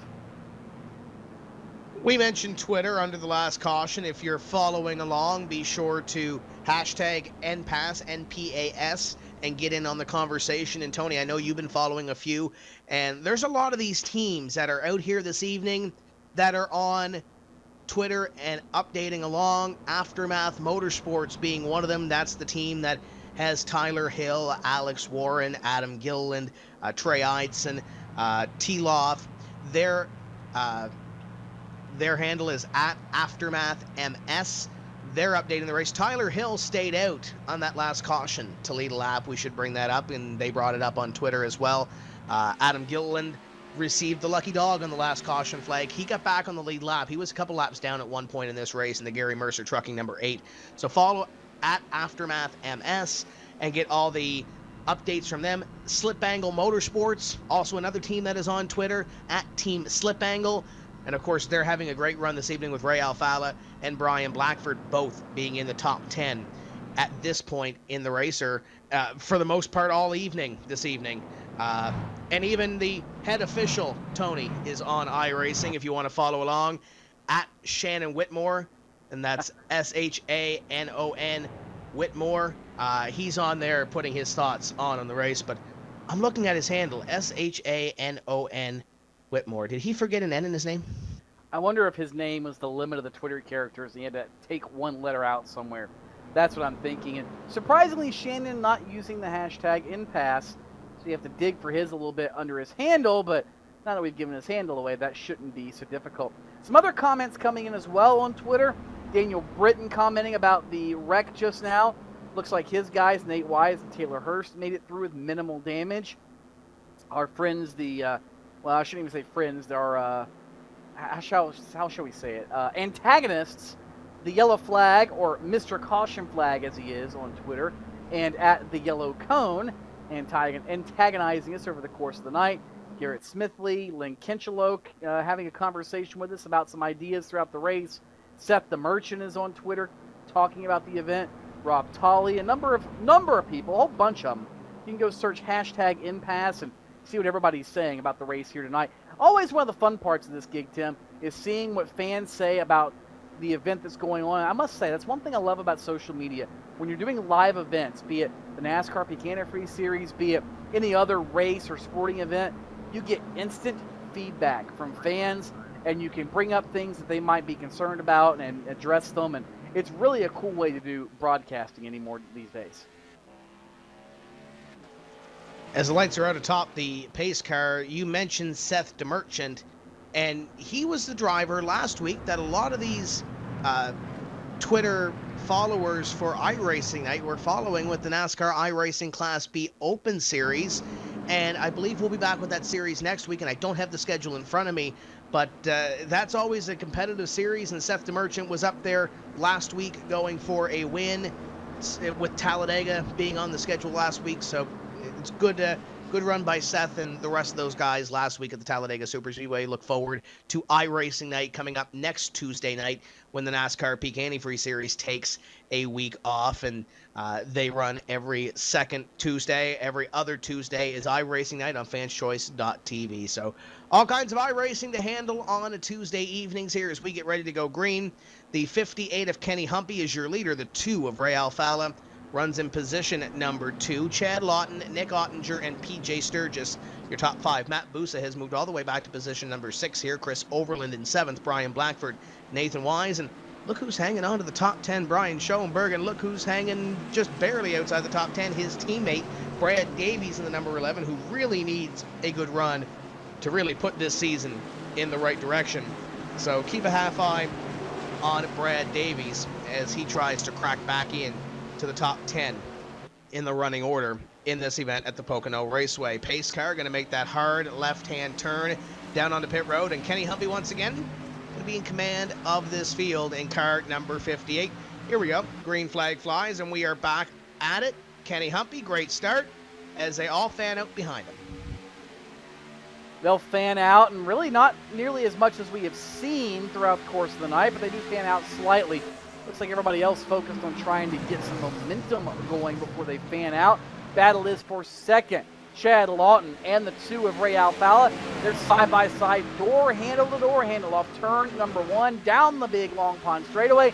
Now they begin to fan out back through the pack. All this happening behind leader Kenny Humpy. He'll come by to complete lap number 60 next time. 150 miles down, 100 to go for Humpy. Good to see Chad. Trouble! Tyler Laughlin goes around the 51. Problems again. Treacherous turn number 2. Boza's in it. Again, 5 or 6 cars in it. And trouble one more time off of turn number 2. And it involves the silent ninja of Thomas Davis in the 83. He is the driver that goes around. He had a little contact, I believe, with the 24 of Nathan Wise. And they made contact at a corner number 2. The 83 goes around the 6 of Trey Eidson, again having a great run, but nowhere to go. The 50 is also involved in this. Alex Scribner gets a piece. Crabtree goes down and hits that inside wall, and that's your 5th place driver in the point standings. That's definitely not going to help him. Brandon Schmidt also gets a piece of it. I believe Adam Gilliland may have stopped to avoid the incident, but once again it begins with the 83 of Thomas Davis. They're calling him the silent ninja now, and that's no way to be silent when you're involved in an incident with the 24. No, that's not a very good way to be silent, Tim. And that actually, the 83 of Davis is the car that at a glance I thought was the 51 of Tyler Laughlin. Laughlin did get a piece of the action, though not nearly as much as Thomas Davis, but nonetheless, a good 8 cars by my count catching a piece of the action in some extent, and a number of them substantial damage. Including the 15 of Patrick Crabtree, and that's probably one of the most notable ones given the point standings. Brian Day in it, Alan Bowes, Hurst, as you mentioned, the 50 of Scribner, and so many others, all in the chaos out of turn number 2. Seems like that's the corner, if you're going to have problems tonight, that you're going to have them in, Tim. Nobody's had a problem anywhere, it seems like, except turn number 2. So we re-rack them again behind the pace car as we look at an onboard, I believe. We go into Michael J. Johnson, possibly. That would be the webcam in-car. Michael J. Johnson trying to find where he is running here. We got a couple of pit stops near the back of the field. Actually, Michael J. Johnson coming down here. He's one of the drivers. He's 27 laps down on our scoring monitors, Tony. But half the field out back is coming down onto pit road, and these guys may be able to stretch it here. Tim, I think with cautions, you can. We were told earlier the extent of your window was 38 laps. Depending where you pit here, it's with 39 laps to go. Add a couple of caution laps in. Woo boy, it's going to be tight, but somebody's going to try it. If the caution flag comes out again, it might throw their complete strategy out the window, but guess what? Most of these drivers who are trying it at this point are in the back already. They've got nothing to lose. Go ahead, roll the dice because they're playing on house money right now. Yeah, you look at a couple of guys that came down pit road that are good at this fuel mileage game. Landon Harrison being one of them that has come down pit road, and the Flam number 89. He's going to take the opportunity to come down and get fuel in his race car. Andrew Fash III, haven't talked a whole lot about him this evening back there in position number 24. Adam Gilliland just got the free pass on a couple of cautions, and he's back on the lead lap as well. We're going to step away for just a few moments' time. We're going to take another pit stop here, and we'll be back to some more racing at the Pocono Raceway on number 6 of the NASCAR Peak Antifreeze Series, powered by iRacing.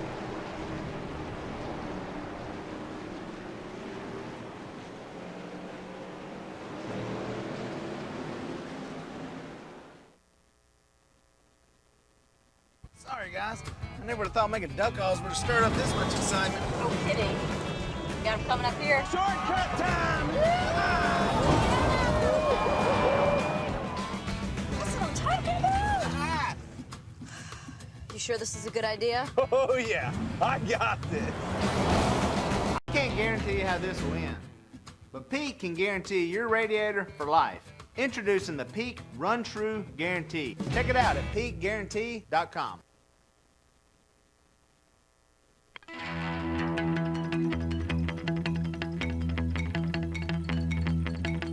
It's been a very long offseason. Teams have changed, sponsors have changed, colors and all, but one thing that hasn't, they like to mash the loud pedal.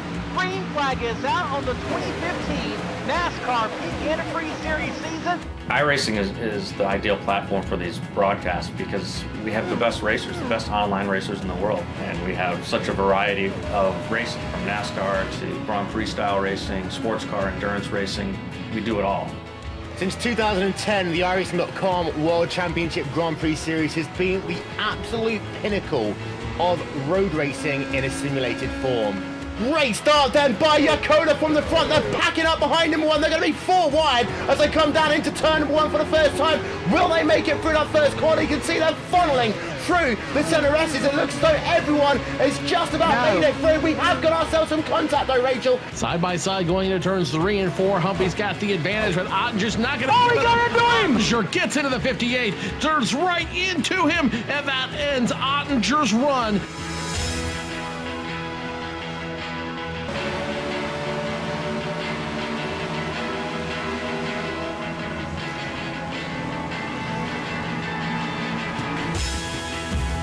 We do a lot of live broadcasts now. Every Tuesday is NASCAR night, so on alternating Tuesdays we do the Peak Antifreeze Series, and on the other Tuesdays the B-Class Series, which is the Xfinity cars, and sometimes we'll even do some short track racing depending on the schedule. Every other Saturday we do the iRacing World Championship Grand Prix Series, so the best road racers we have.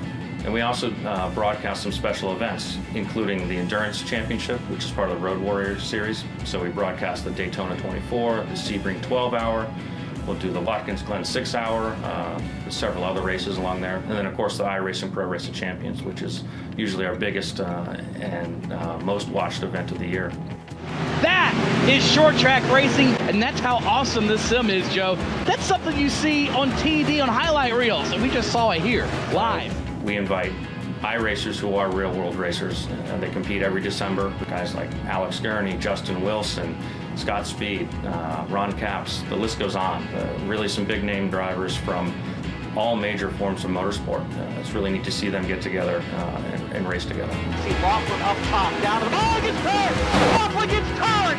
Caution is out! Alfalla at the front of the field! The easiest place to find the broadcast is on our website, iRacing.com/live. So you can find some of our races on fanschoice.tv as well. A nice place to find iRacing broadcasts. You can also find it at mrn.com and peakauto.com.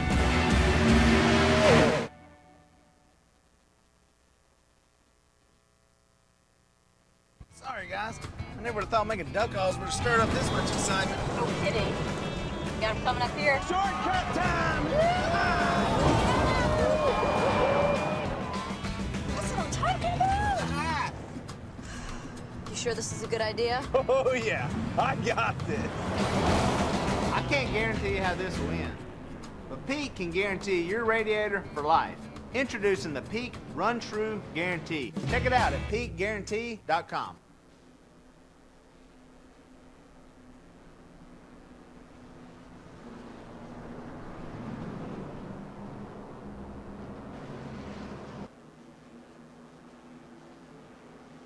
Welcome back to the NASCAR Peak Antifreeze Series, powered by iRacing on iRacing Live.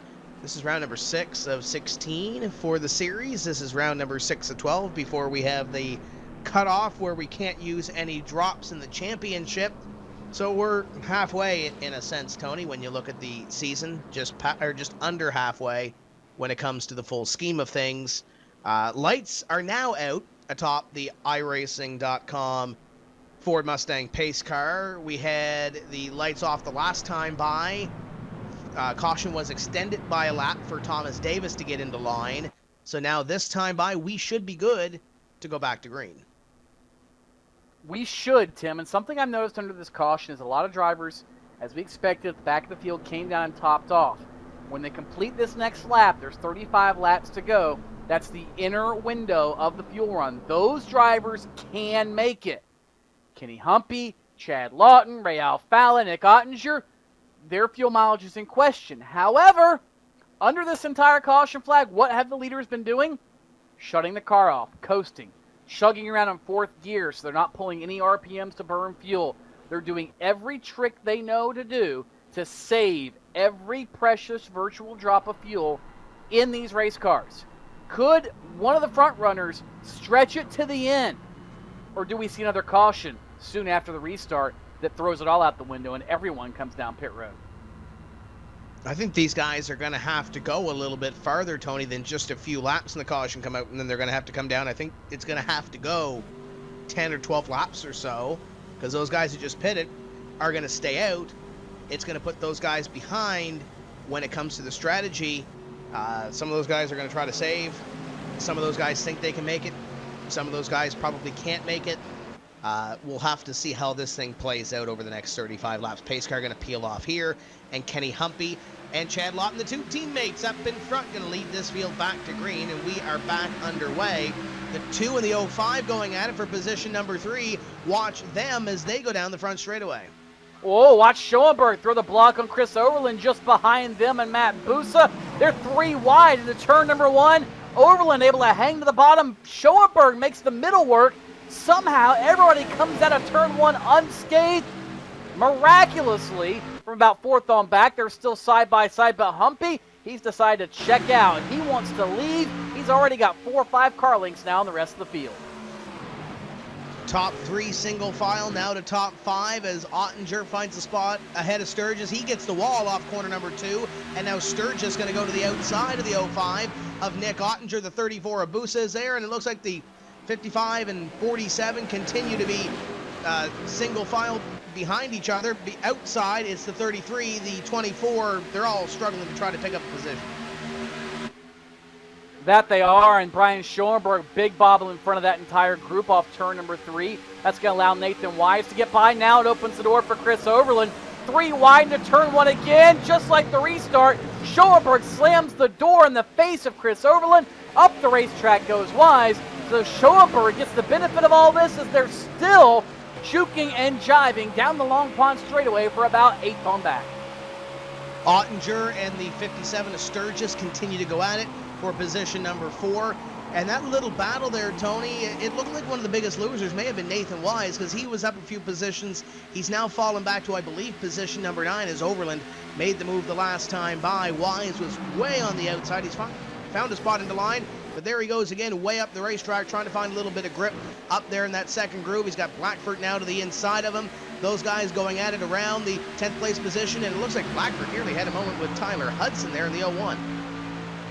It's very easy to do here, Tim. You're carrying so much speed through turn number 3, and a lot of times you're picking up a bit of a push, just trying to carry that extra bit of speed. And sometimes you let that steering wheel out a little bit to hit the straightaway, and all of a sudden those front tires grip, and they'll try to throw you to the inside of the racetrack, just like we saw with Brian Blackford. So turn 3, very hairy for numerous reasons. That's one of them. Is the entire field, for the most part now, single file.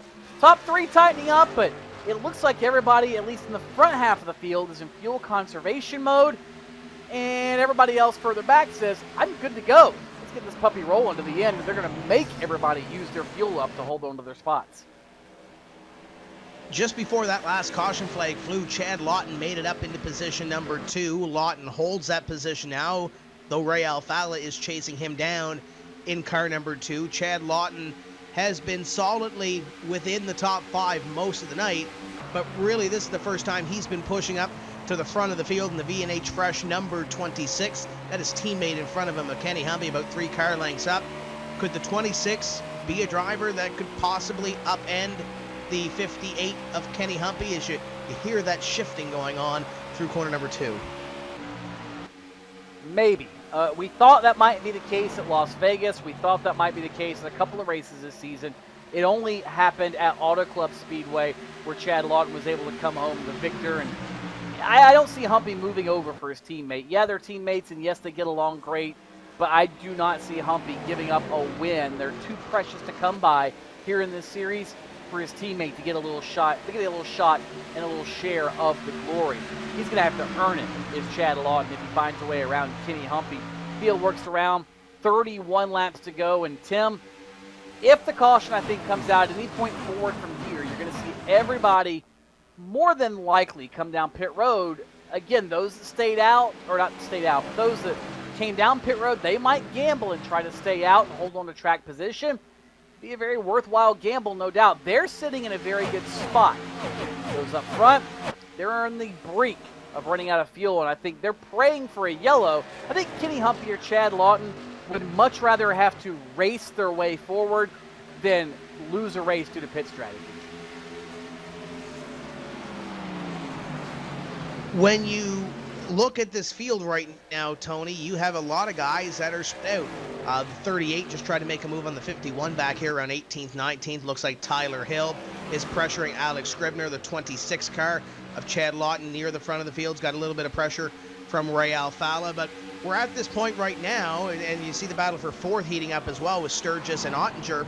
But we're at that point where everybody pretty much has a place to race. You're picking off positions as the 05 and 57 continue to go at it back here. That we're at the point of the race where it's going to probably be a single car spin, or it's going to be somebody getting into somebody to bring out the caution flag. It's only going to be a 1 or 2 car incident. But we've seen these long green flag runs. Could this be the run that goes to the end of the race caution free? Would not surprise me, Tim. And again, those up front, this is not what they want to see. They're praying for a caution flag or something to get them towards the end. We talked about how they're trying to save fuel, and maybe with cautions it could go 40 or 42 laps. That's still extremely tight, considering when they pitted most recently. It's going to be a tight squeeze for the leaders, no doubt. But if you look back to the field, Tim, we started with 40-plus race cars. There are only 25 on the lead lap, and I believe only 29 of them are even still on the racetrack. A quarter of the field has been eliminated from competition because of accidents, mechanical failures, otherwise. This has been a race of attrition. This is kind of like the old school Pocono races back in the 70s and 80s, where it really was a race of not only the man, but the machines, and they are dropping like flies when it comes to attrition here tonight. You ride on the roof of the 57 of PJ Sturgis, and to that extent, Tony, to finish off your point there as we watch this battle for position number 4, I talked to Brad Mahar's team. They said they're going to be about 10 minutes or so repairing the damage on that race car, but then they're going to come out and try to pick up a few positions, because when you look at that standings back there, there's a bunch of drivers from 30th on back that have 7 laps between them.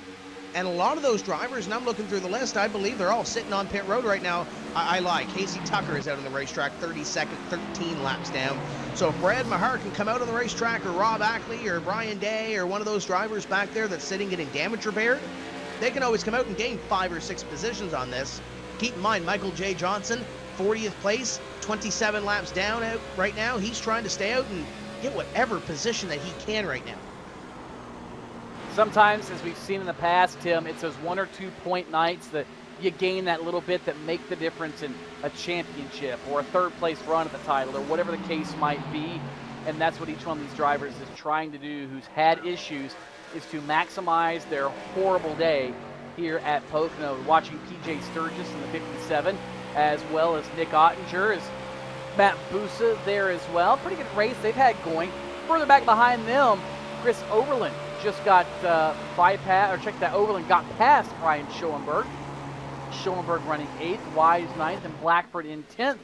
Again, everybody about where they've been for the majority of this race, Tim. Seems, for the most part, they've all slotted in where they rank in speed. I don't see a lot of guys being comers and goers at this juncture. I think it's simply about strategy and seeing if your car can go the distance. 26 laps is what's left when the leader crosses the stripe this time. And we only have 25 drivers on the lead lap. You mentioned attrition a few moments ago. 3 drivers, 1 lap down. That's Alex Warren and Thomas Davis and Taylor Hurst. Michael Conti scored his 3 laps down. We documented his issues. And Trey Eidson has returned to the racetrack 10 laps down. So there's a lot of attrition happening here as Kenny Humpy comes across the stripe here, completes lap number 74, and he is about a second or so ahead of Chad Lawton. First side-by-side battle on the racetrack is Nathan Wise and Brian Schoenberg. Wise to the inside. They got Brian Blackford behind them. Close quarters there between those two, and just behind the 3-lap down car of Michael Conti in car number 5. So these guys are going at it here for position. We've seen Blackford before play a little bit of defense earlier in the season, but we've seen a lot of offense out of him so far this evening, picking up positions and running near the front of this field. We really have, Tim. That's good to see. Whoa, hello. You just about saw it off the roof of the 24 of Nathan Wise. Got into, I think, the back bumper of Brian Schoenberg, and here comes now Brian Blackford to the bottom. This is a great little 4-car tussle as they work off of turn number 3. And, well, we say it's 4 cars. Again, Conti is there 3 laps down, but he could play a factor in this battle as well, depending on who he wants to draft with. Now Wise, back to the inside, trying to slingshot around Schoenberg into turn number 1. He will complete the pass momentarily. It's going to open the door for Blackford, maybe in turn number 1. Again, still side-by-side, tight quarters racing off the first turn. Now, obviously, you mentioned Conti having a stake in this battle. Obviously, his teammate is Brian Schoenberg on the outside. But, Tony, do you remember back, I believe it was Auto Club, as the 55 goes to the inside of the 33, you almost thought about it. Was it Auto Club that the 33, the 5, the 93, and the 8 had their little tussle together? Yes, it was, Tim, and that was very controversial for a number of reasons. It didn't end up being a big deal, all things considered, but it certainly could have blown up to be one. And there are a few hard feelings between this bunch. And now, Schoenberg to pit road. The first one of the leaders is going to be forcing his hand. Apparently the strategist saying he cannot make it the rest of the way. Brian Schoenberg down on pit road. Tough break for the Pro Geek Consulting Chevrolet. He should be able to come back out on the track on the lead lap. To right side, Virtual Goodyear Racing Eagles, a splash of virtual fuel. Brian Schoenberg down and away. Report is the 33 of Brian Blackford will be coming in next time as well, Tim. Yeah, the 33 put his hand out the window. He may be coming in this time by, and possibly the 47 car of Chris Overland. But keep a half eye on the guys in front of this field and see if they do come down pit road. We got one really, really slow. That's Casey Tucker. He may be out of fuel, or that engine may have expired on the number 28 car. They come off of corner number 3 this time. Kenny Humpy going to stay out on the racetrack, looking back through PJ Sturgis. Going to come down into pit road, and he will be followed down by Brian Blackford in the 33 car. And keep in mind, those two have that technical alliance between Slip Angle Motorsports and Last Row Motorsports. Question now, Tim, who was the first car on the racetrack that pitted under the last caution flag? Can they end up stealing this race from Kenny Humpy? The way pit strategy appears to be falling, they might be in prime position to do so. Sturgis has his service completed. He will be down and away with 4 tires on his 57. Same for the 33 of Brian Blackford.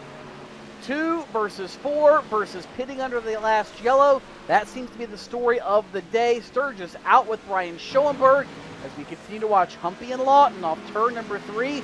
No word yet on Kenny Humpy. He'll slide back out the racetrack to the outside wall and stay on the racetrack once again. 22 laps remaining. Can Kenny Humpy run it till it's dry to the checkered flag, or will he lose it due to fuel mileage?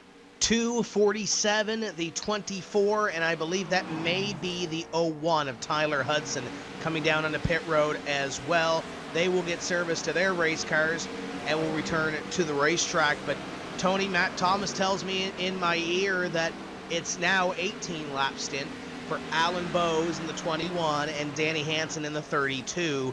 Those are the 2 drivers right now to watch. and a few drivers behind them, but Alan Bowes right now currently leading the way of those drivers that have come down under the most recent caution, 18 laps on their stint, and they're going to have to go another, 21 laps or so they should be comfortable. Humpy coming down this time, 58 car, slowing off corner number 3, and here he comes down on pit road. Your leader down, Chad Lawton going to come down, Ottinger and Matt Busa. Here comes your top 4 down on pit road to get service in their race cars. They will be followed in by the 11 of Brad Davies, and I believe there's one more back there as well, Tony. I don't have an eye on that one. That's the 10 of Corey Vincent, but the top 5 all on pit road. This is the money stop for Kenny Humpy and crew.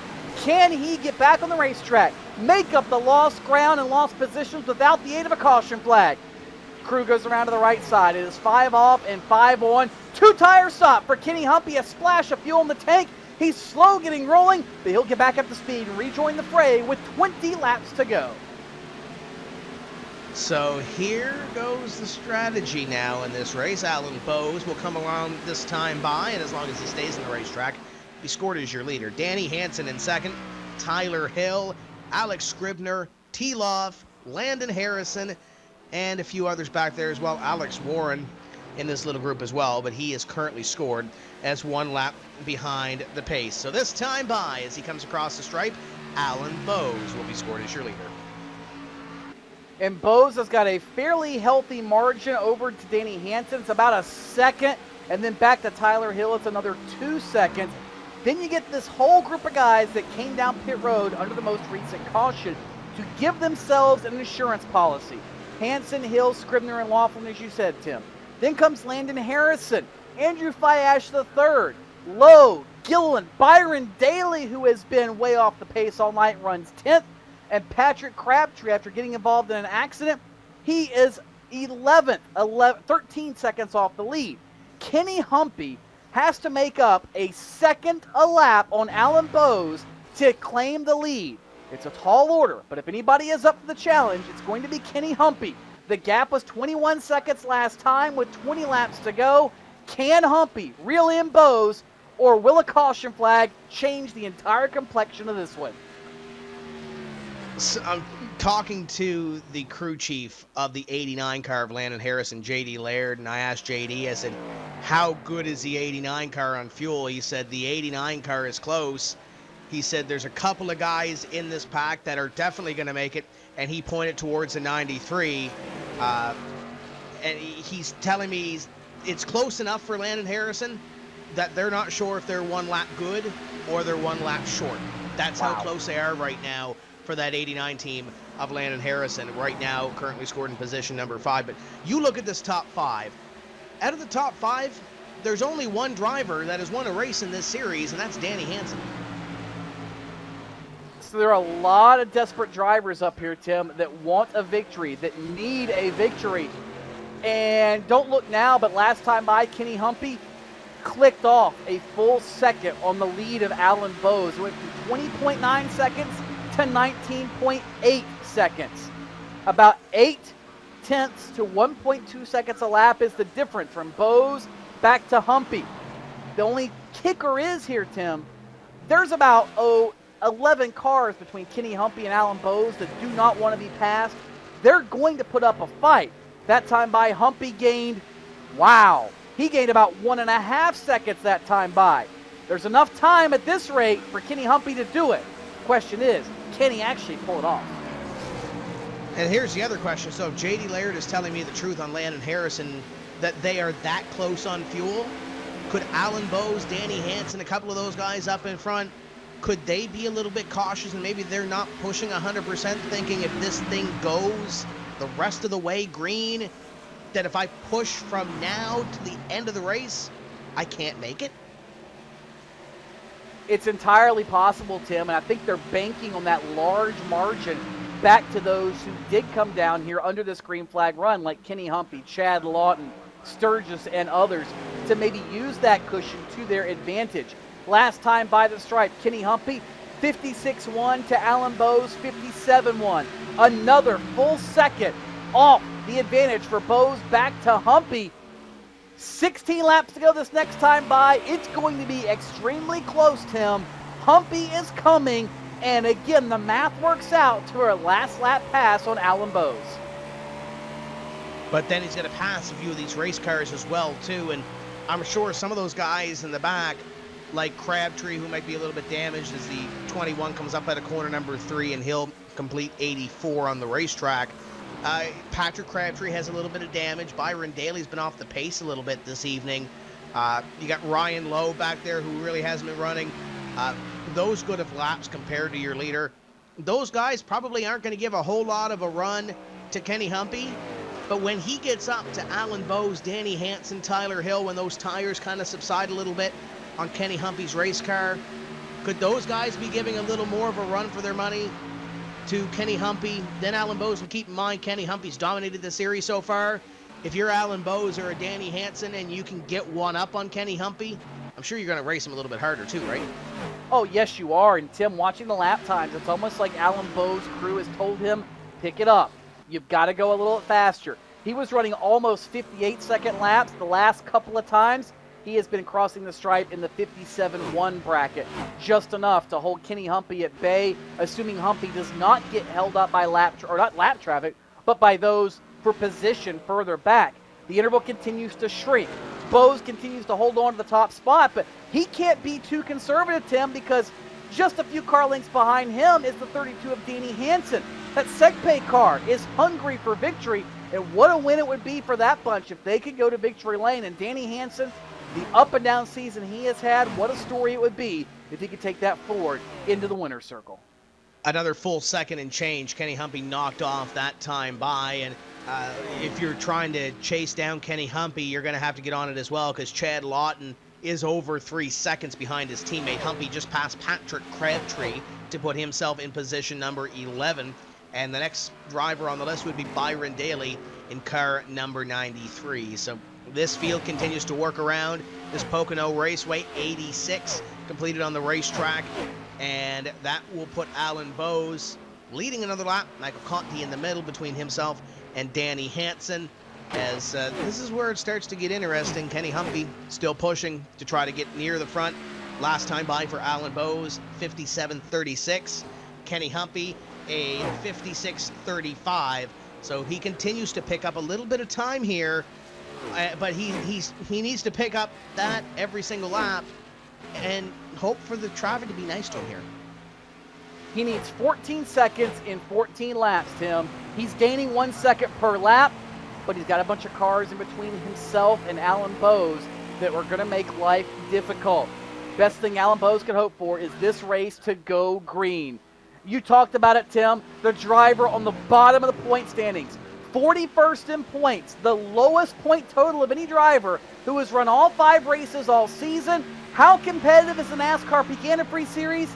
That driver is in a position to win here at Pocono with just 13 laps remaining.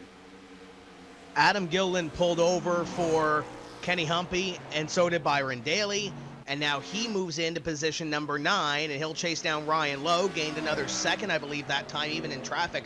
Humpy at a 56.50 to a 56.9. So he only gained half a second that time in the traffic, but Kenny Humpy continues to knock into the lead. Still needs a little bit more time, though, to run Alan Bowes and the rest of this field down. The passes get a little bit harder from here on in.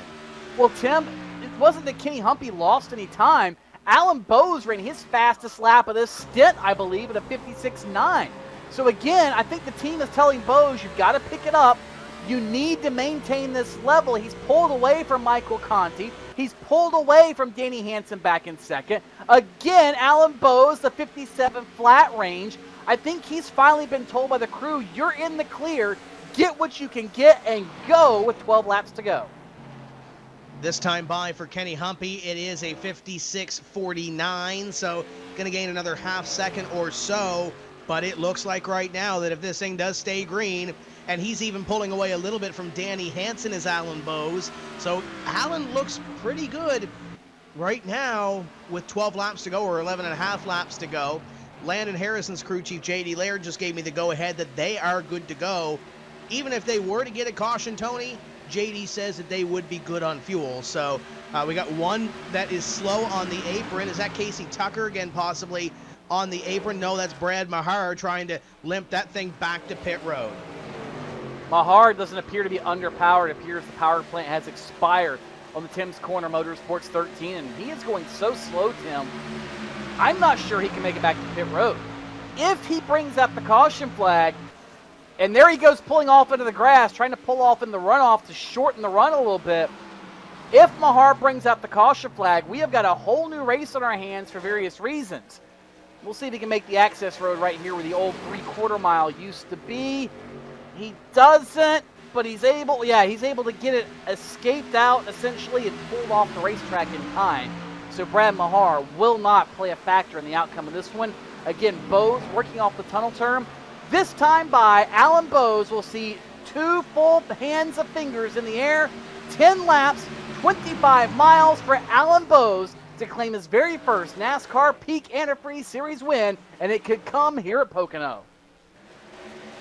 We'll see what he can turn this time by for a lap. Alan Bowes comes across the stripe, and it's a 57.40.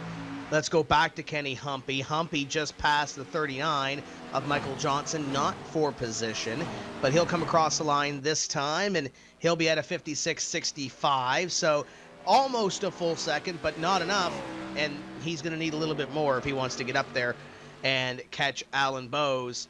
Could he possibly be banking on... we're assuming that Alan Bowes is good on fuel right now.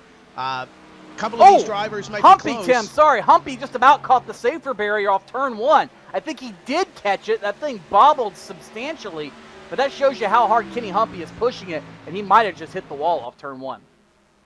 He's got Ryan Lowe right in front of him right now. That is the battle for position number 8. And here goes Humpy to the inside of Lowe. Lowe, a top 5 car last week. And he is trying to salvage a top 10 finish here. He'll have Chad Lawton about 4 seconds behind him. See the battle for position number 4. And it's Landon Harrison to the inside of the 50 of Alex Scribner. And Tyler Hill just ahead of these guys. So we have a 3-car battle for position number 3. Hill trying to run away from Scribner and Harrison in the 89.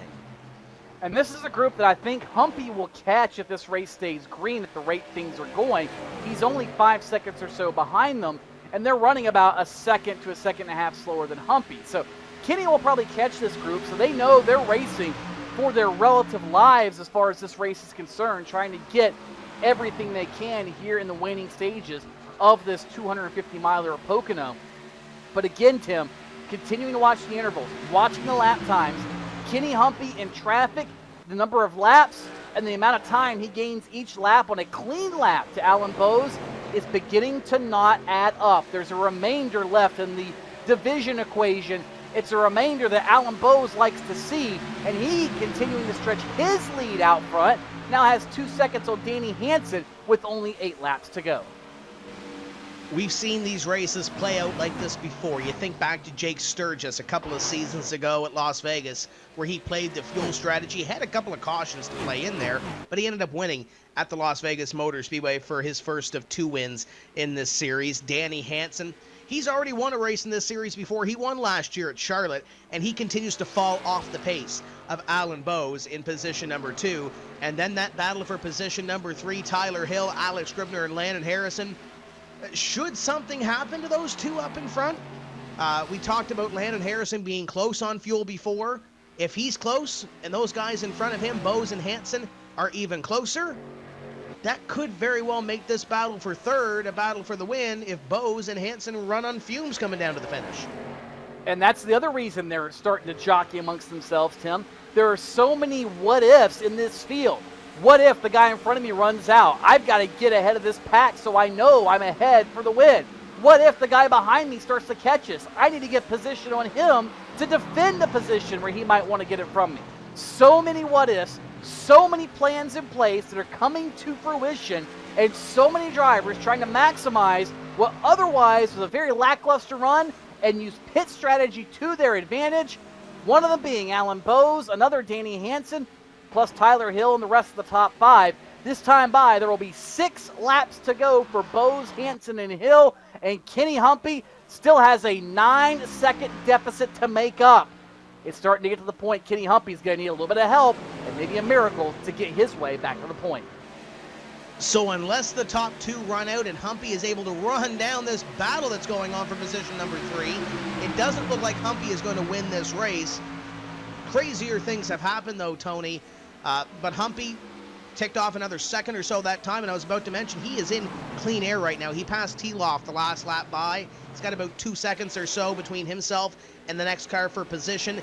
If Humpy has anything left in the tank, and we're not talking about the fuel tank, if he can dig a little bit deeper, get all he can here, probably going to finish somewhere inside the top 5 if he can put together 6 laps, but it's going to be tough going for that 3rd place position with these guys battling and hoping that the top 2 run out of gas. It's going to be hard, Tim, but I think it's doable. But I think that's all that's doable for Kenny Humpy. Last time by, it was 8+ seconds with 6 laps to go. That means Humpy would have to pick up about 1.5 seconds per lap. That's on the realm of impossibility unless Alan Bowes completely lays over to play dead, and I don't see that occurring either. So it appears that at this point, the race is Alan Bowes' race to lose. 2.5 seconds on Danny Hansen with 5 laps to go. He's got fuel in the tank, and we said it when the caution flag came out, Tim, how that caution could have played the outcome of the race for those further back in the field. So far, those words have seemed to be prophetic. Alan Bowes, the top runner who took advantage of a caution flag about 30 laps ago, and so far, it is working out, and it might guide him to his first impasse win. Landon Harrison side by side with Scribner. They have Andrew Fayash the third in this battle. This is the battle for 4th, and hello, Kenny Humpy. Humpy has moved in on this battle as well. The 58 car. If he wants any shot of those guys up front, he needs to make light work of this now 4-car battle for position number 4. Harrison has it. Here comes Humpy to the inside, trying to get to the inside of Fayash. Close quarters off corner number 3. 50, 77, 58. Drag race down the front straightaway, and Humpy going to try to get 2 for 1 in corner number 1, and he pulls back into line behind them. Thinks big picture, does Kenny Humpy. Says, I'm not going to risk it. A bunch of these guys have a lot more to gain than I have to lose. He'll go to the outside of Fayash to pick up a spot. Now to the outside of Scribner to try to pick up a spot. But Humpy stymied in this group of traffic. The gap now 6.5 seconds with 4 laps to go. Humpy's shot at victory, I believe, can be written off at this point. There's no way he's going to catch Alan Bowes in this traffic. The best that Kenny Humpy can hope for is a top 3 finish, Tim, as they work off turn 2. And now Humpy trying to work by Landon Harrison down the short chute. The only way he's catching Alan Bowes and possibly even Danny Hansen right now is if those 2 run out of fuel. Humpy passes the 89 of Landon Harrison to move into position number 4. Alex Warren, a lapped car, will pull over for the 58 car of Kenny Humpy, and it will move the 58 to the back bumper of the number 9 of Tyler Hill. He needs 6 seconds in 3 laps. Tony, not going to happen unless the 21 is short. Unless Bowes is short, and you know his crew is telling him what's going on with Humpy. The spotter in his ear keeping tabs on the 58, what he's doing and where he's going. And Humpy now trying to move to 3rd, to the inside of Tyler Hill, who's having a career run here in the NASCAR Peak Antifreeze Series. Humpy to 3rd. But that might be all that Kenny Humpy can get. It's another 3 seconds up to runner-up Danny Hansen. And this time by, it'll be popsicle sticks in the air. Only 2 laps remaining for Kenny Humpy. But Tim, no matter the outcome, what a valiant effort by Kenny Humpy to attempt to drive down Alan Bowes from 20 seconds back. And if it wasn't for some traffic and some drivers trying to hold on to positions, he might very well have done it. 5 seconds in 2 laps. Kenny Humpy, barring any sort of extenuating circumstances, is going to end up in 3rd here tonight. So here's the question. Can Danny Hansen hold on to 2nd if this goes the way it is? He's got about 2.5 seconds between himself and Kenny Humpy. Can Humpy run down the Segpay Ford of Danny Hansen for the 2nd place position? I don't see that happening, Tim. Again, that's 2.5 seconds. It's a little more doable because about a second a lap or so might be realistic for Kenny Humpy as you ride on board with Alan Bowes through the short chute. This time by off of turn number 3. He will look up to the flag stand. Alan Bowes will see the flag of surrender. 2.5 miles left between Alan Bowes and his very first career NASCAR Peak Antifreeze Series win. He has mastered this pit strategy to perfection, and the driver who is lowest in points, having started every race, is just about ready to pick up a win.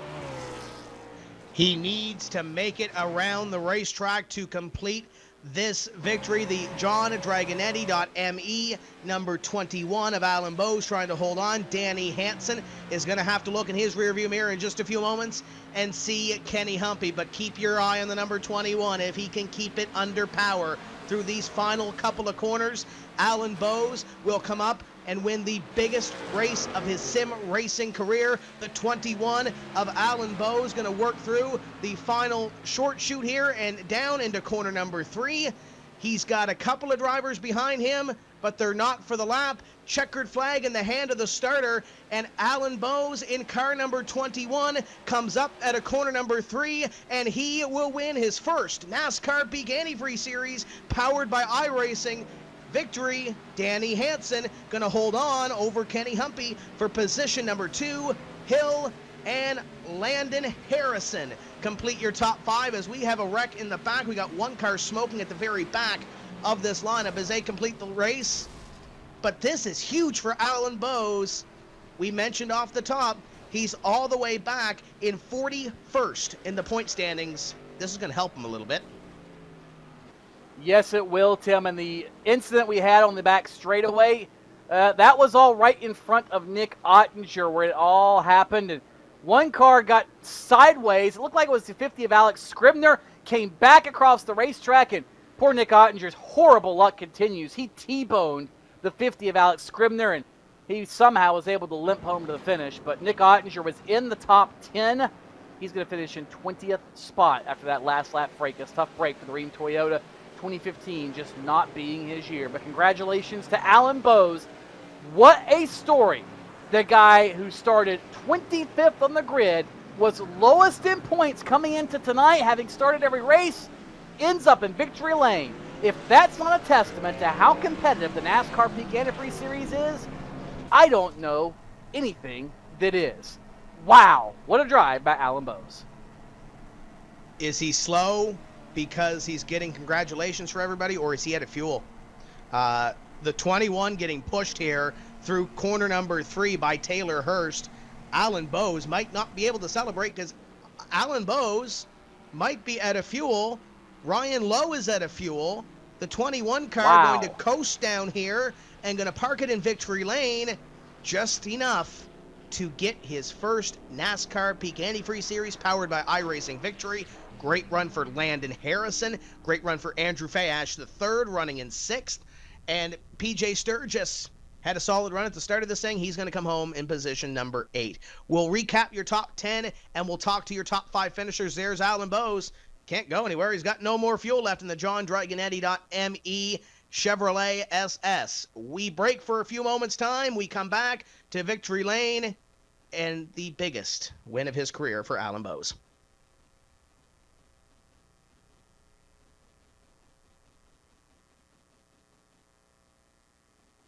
Sorry, guys.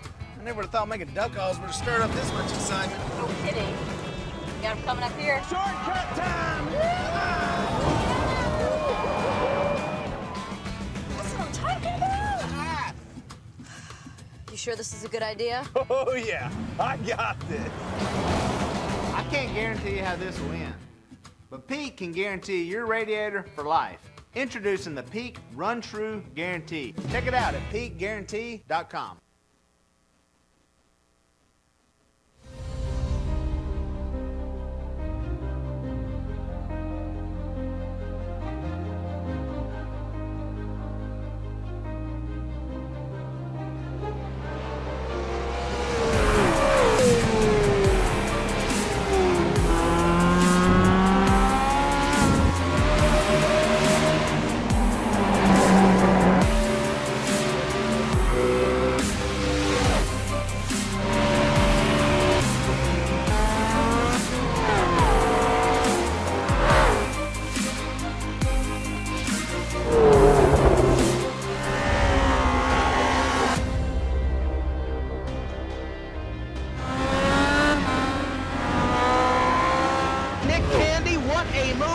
On the outside, contact made. 56 slides it at a 4. Who's going to be at the stripe? Did even give it to Ryan Truex. Truex is your winner over Tandy.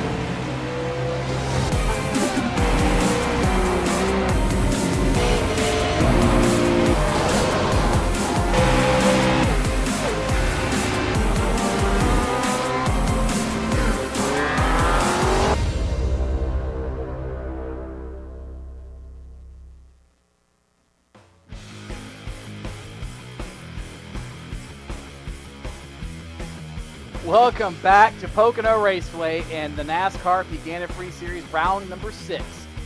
Wow, what a race. Kenny Humpy dominated it, but at the end, he didn't have enough for pit strategy, and strategy well played by Alan Bowes and Danny Hansen, running out just after the checkered flag. Sometimes they say it's better to be lucky than good, but they were both lucky and good tonight. Tim Terry is standing by with the guy who just experienced the most prestigious and biggest checkered flag of his entire racing career. Tim? This is the second time a driver has scored his first NASCAR Peak Antifreeze Series powered by iRacing victory at Pocono. In 2012, it was John Adams. Alan Bowes, welcome to the NASCAR Peak Antifreeze Series victory lane. Let's talk about how close you were on fuel. We saw you run out on that cooldown lap.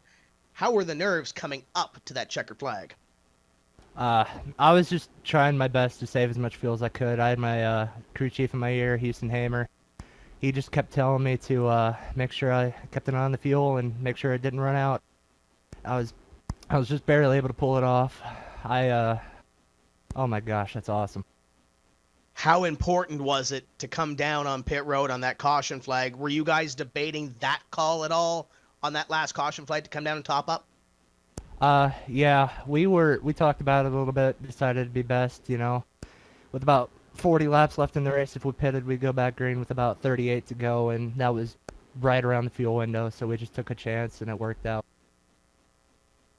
You're a winner on the NASCAR Peak Antifreeze Series powered by iRacing. I know this probably hasn't sunk in yet, but how big is this for you, especially at the start of this season? The first 5 races did not go your way, 41st in points, and then you come here and pretty much stun the field, let's be honest. Yeah, the beginning of the season, that's one to forget. So many races where I actually had speed and just bad luck, like back at Richmond, lagged out of the race, about 80 to go, and wasn't able to get back in time and went 4 laps down, so that race is over for me. But this is big for me championship-wise. This will put me back in the hunt for the top 20, and I struggled all week. I was honestly coming in here just to hope to get a top 20 finish, but this is amazing. So let's look down the list before we let you go here.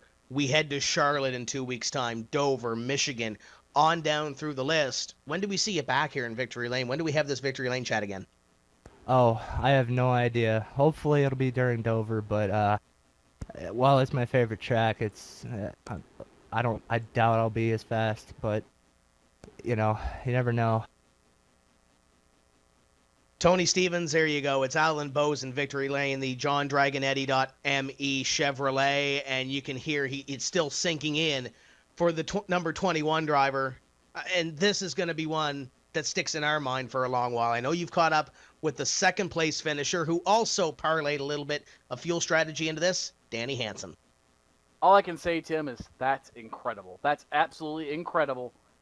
Just amazing how that all works out. And Danny Hansen, another one of these guys that was absolutely incredible tonight, started dead last. He's run like junk all season long, and I think, Danny, you'll be the first one to tell us that. But what does this second-place run do for you, your confidence, and your organization? And number 2, did you think you could make it? How close were you on making it to the flag? We knew we were going to make it. Unfortunately, as far as Alan, we thought there was no way he was going to make it with him still shifting, but for confidence for the team, Brian ran an okay setup. I think he had some speed, but myself and Michael Conti ran the same setup, and I think we just had the same issues we've been having all season. Car wasn't a top 15 car on speed, but you start getting people wrecking, and sometimes strategy plays in your way, and you can pull a good finish out of your head, I guess, but we're still way off on raw speed. So when they look at the box score of this one a year from now, they won't ask how. They'll just ask how many. In your case, how many cars are you ahead of? All of them but one, finishing in second. Walk me through your race a little bit. Obviously, when you're back there in the back, you tend to think about things a little differently. You tend to take a few gambles that you otherwise wouldn't take. When did you and your team first realize that maybe you can make it on one of those last cautions, and when was the call made to do just that and take that gamble? I really wouldn't even call it a gamble. I mean, I think I got spun out from the back 2 times this race, and just being in the back, we're kind of topping off just to see what might happen, just so we can try to make something out of it. I don't really even think we ever planned it like this, but it just kind of worked out that way. I think we started 41st. I didn't even run a qualifying lap. We didn't decide. We were going back and forth on what setup to run, but I think there was 10 or 15 seconds left on the grid button, and myself and Conti ran the setup that we were starting out. We started out shifting, and I think I went from 40th to maybe 31st or something, and then we just hit a brick wall. It just I don't know if the right rear burnt off or if we just couldn't go any further, and the car started falling back, and we're like, oh well, not this again. But strategy worked out in our way. Well, guess what? No matter what happened, it still somehow was able to work out for you. Congratulations on a solid second place run. Thanks. I got to thank SegPay, Enlighten, Movie, No Proof, No Glory. They're coming out with a video this week. King of Chins, JDR Graphics, everybody on the drill aisle. We're working hard on it. We'll get some speed figured out here shortly. That's Danny Hansen. Runner-up finish here tonight at Pocono. Tim Terry is standing by with the guy that I think early in the night we all thought we'd be talking to. We just didn't think he'd finish here. Tim? Well, let's ask Kenny Humpy the question. Let's talk about fuel strategy. What happened? Some of these races, they just go that way, and sometimes they go your way, and sometimes they don't. And, it went Alan's way tonight. Congratulations to him on his first win. And, and it worked out for Danny as well, and a few others there that were able to pull out top 10s. But, that's part of racing, and especially in the series, there's strategy all over the place and the way the cautions fall. So, I was just happy to come home in third with the Peak Chevy. I don't think we were that good. I think Ottinger and a few others were just a touch better, but, we were able to battle back and finish third there. And, I'm just proud of all the guys on the team for putting the setup together, because we were really fast once again. But, it's just some fall your way and some don't. And you were hauling the mail in the last half of that race trying to catch up to Alan Bowes, but you have to be happy overall with the evening. Obviously not in victory lane, but 61 laps led, started from the pole, and was coming like a rocket at the end of that race. The grand scheme of things, works well for the points, doesn't it? Yeah, that's what the guys were just telling me. This probably actually worked out better than the way the race was going to end up before, with Ray being in third or something like that. So, it kind of helped me out in the points way. But, I'm not really a points racer. I'm not looking for points and all that yet. I still say it's too early in the year to be thinking about points. But anytime you can come away with a solid points day and increase the lead, it's never a bad thing for sure. So let's look forward now. The focus shifts to the Charlotte Motor Speedway. Can you guys come home with another victory and inch yourself a little bit closer to that championship, or what's the plan for Charlotte? Have you guys started looking at that racetrack yet? I have not, but I'm sure all the guys on the team will come up with something really fast for the Peak Chevy, and hopefully we can.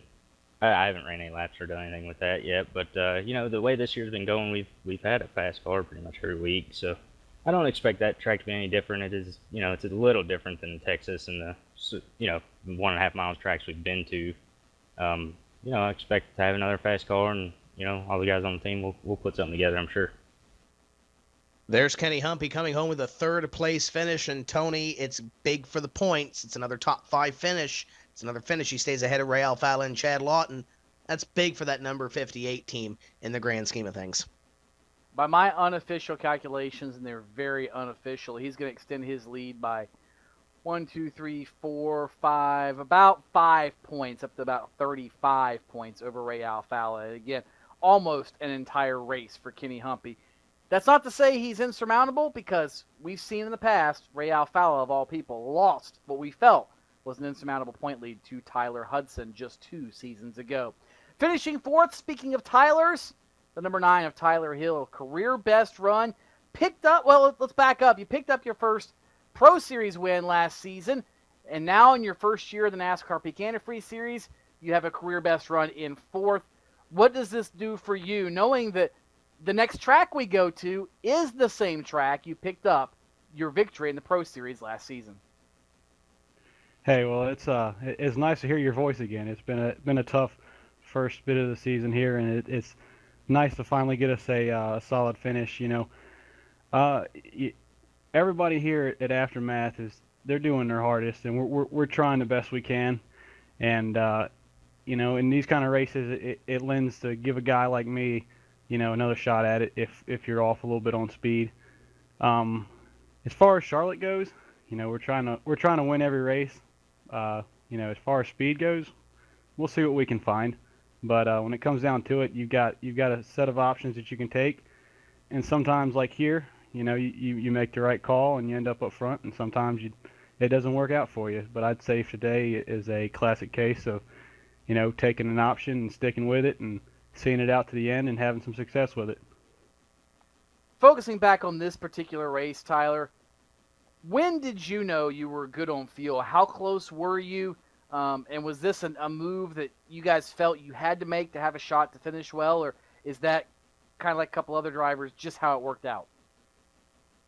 Well, you'd like to say you have option 1, option 2, option 3, and option 4, and then sometimes you're just left with, well, I've got to do this to get somewhere, and we felt pretty confident that we could make it for sure. We really weren't worried about that. And honestly, it came to it. It's either ride around in the back or try and go do something. And I'm here to make a splash, try and get a good finish, and hopefully win one of these things. But it sometimes it's just the way it works out. Well, it worked out very well for you tonight, finishing in the 4th spot. Congratulations on that. Tim Terry is standing by with another surprise top finisher, the 89 of Landon Harrison. Tim? We're going to get a hold of the number 89, the Flam number 89 of Landon Harrison. Lip, what are you doing here? Tim, I don't know. You could probably answer that just as good as I can. But yeah, we just hey, we lucked into a top 5. How about that? Let's talk about some fuel mileage here, because I know you guys were crunching the numbers you typically do in some of these races, and it worked out for you at the end. But not only did you have to worry about fuel mileage, that was a pretty neat battle we saw there between yourself, the 9, the 77, and at the end, the 58 of Kenny Humpy. Yeah, in a perfect world, like, I could just run my own race and worry about the fuel numbers, but there was a few other guys out there that were racing for the same spot, so I got kind of hectic, and I was getting kind of frustrated because I knew if I got around him, I could pull some better lap times and hopefully not have Kenny roaring through the field coming to catch me and eventually pass me. So I think I'm kind of upset because I could have finished better possibly, but it was some hard but clean driving, and I really got lucky there in the last lap. I think the Scribner and Andrew Fash had some difficulty coming out of turn 2, and I just put the throttle to the floor and shot through the middle, and I lucked out and got back to 5th. So hey, I'm all happy for it. How big is this run for you, especially with this point standings? Unofficially, you're going to move up to 1 point out of 20th place. How big is this run for momentum-wise going down the other half of the season? Oh, it's great, but it's just one race, and the problem is, I know I'm not going to run that good every week, and I definitely wish I had the speed to run top 5 without the assistance of fuel mileage. But it's we just have to take every advantage we can get with this 89 car, and I've been trying to figure out what the fast guys are doing, but I just don't know. And today we guessed it right there on the final yellow coming down to the last second to top off, and yeah, it's going to take more runs like these, more fuel mileage runs maybe, if I don't wish too much for that. But yeah, hopefully it puts us back there in the battle, back up to 20th, and we'll just have to try and stay up there. Before we let you go, how big of a help was JD Laird on the box tonight, and how big was the help back at Swan Racing has been not only this race but through the season? Oh, they've been keeping me, keeping my spirits up, and the old Flam number 89 was, we could have contended for 43rd if things went green, but, or if people didn't crash, a lot too, but, yeah, I gotta thank JD for calming me down and being on the box during the race. Gotta thank Jordan and Chad and Harrison Weilitz and all of them helping me through the race, and Tim's Corners on the car and CXC Simulations, and if you look on the track, you can find that Flam number 89 out there, so we need some more fans to root for us. And there's Landon Harrison coming home in position number 5, and well earned. Great to see Landon up here in the top 5, but Tony, Alan Bowes is a winner in the NASCAR Peak Antifreeze Series powered by iRacing. It's one of those nights we're going to look back on in years. You look back at Sandeep Banerjee when he won. You look back at Jake Sturgis' first win. John Adams has had a couple of wins. Alan Bowes added his name to the list. But now, what does he do to come as another win or the encore act for Alan Bowes? Interested to see what he can do at Charlotte. But right now, for these 2 weeks, he's in the spotlight. He is the star. Congratulations to the number 21 of Alan Bowes. Absolutely, Tim. And guess what? This was a fan favorite win. Looking at Twitter under hashtag InPass, checking it out here on my phone, I'm going to read you some of the tweets that came across here in the last 10 minutes or so. An underdog day with fuel mileage. Alan Bowes, 21, top 5. Quattros Racing says, great race. Fastlane Motorsports, of course, the team for Alan Bowes. All caps, winners in the hashtag impasse, 4 exclamation points. They're excited. A photochromic win at Pocono. You ain't styling if your lenses don't jet in the sunlight, says somebody. A few more nice jobs. Congratulations. How's that for an underdog winner?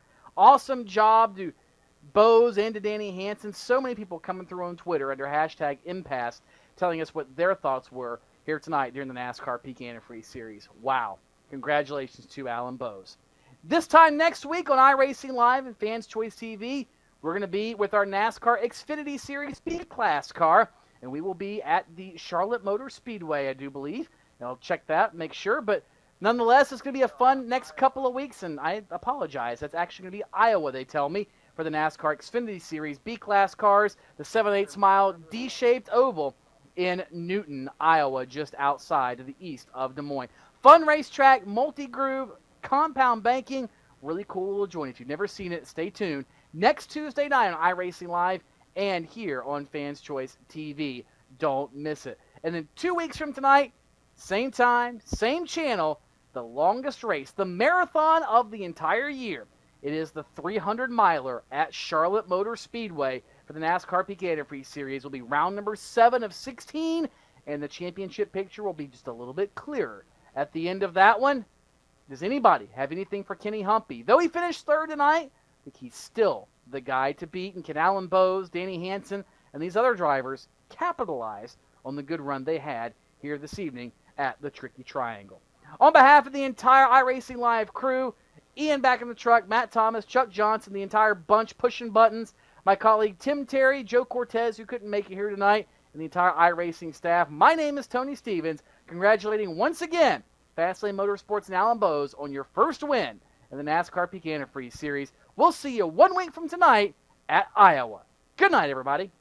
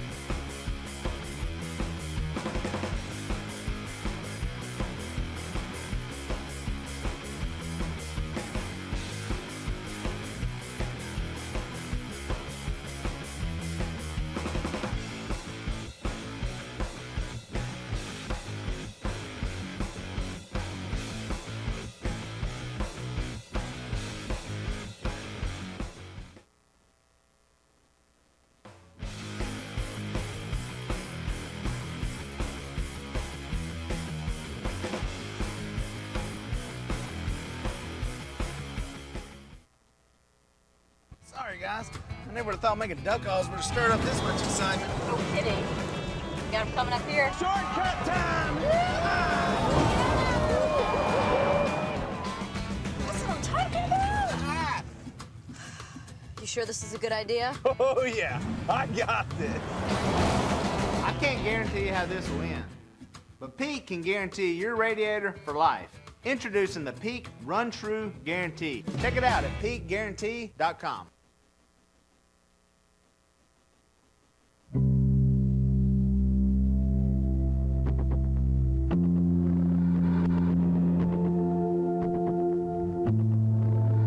We're so excited to be bringing the Nürburgring to everybody.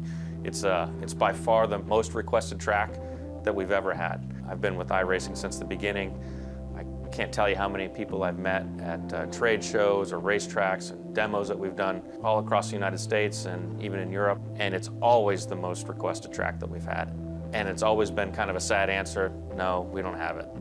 When are you bringing it? And we never really had a good answer. And obviously we announced this last year, and it's super exciting. I mean, it really is one of the premier tracks in the entire world. The Nürburgring, to me as a race fan, is the holy grail of racetracks. Even from the gaming aspect, just getting that car around that track was a personal achievement by itself. It's kind of got this iconic status to it that makes it different than any other track in the world. We actually have a lot of history with the Nürburgring dating back about 20 years. We created a version of the track for Grand Prix Legends, which was a Formula One simulation for the PC. But this will be the first time that we've worked on the track with laser scan data, highly precise measurements, and of course the iRacing standards of quality. So we're really excited about this project and we can't wait to release it. There are two main facilities at Nürburgring. There's the Grand Prix course, which is basically a modern F1 style racetrack. And then there's the Nordschleife itself, which has been around for decades. And of course, the combined course, where you can take the Grand Prix course, drive around it, and then there's a point where you branch off onto the Nordschleife and you continue there all the way around the Nordschleife and then back down to the Grand Prix course. And the end result is an extremely large, unique racetrack. We arrived with a really large crew. Actually, 4 of us made the trip, and we spent a week there photographing the track, taking video recordings of the racetrack, the surroundings, the scenery, the towns.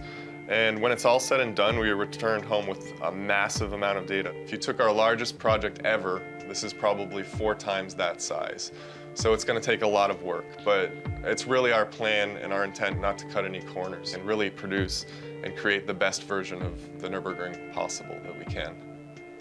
The terrain and topography of the area that surrounds the Nürburgring is really important to the character and accuracy and feel of the track. We're really working on new ways and methods and types of data that we can use to build the best topography and best terrain model possible. And it will be something never before seen in iRacing or racing sims in general. We have a laser scan of the track, and that laser scan is incredibly dense. Essentially, there's so many points that you could take a quarter and lay it on the laser points, and the quarter wouldn't fall through. So we're taking that level of detail from the scan, and we're trying to translate that into what you see in the sim.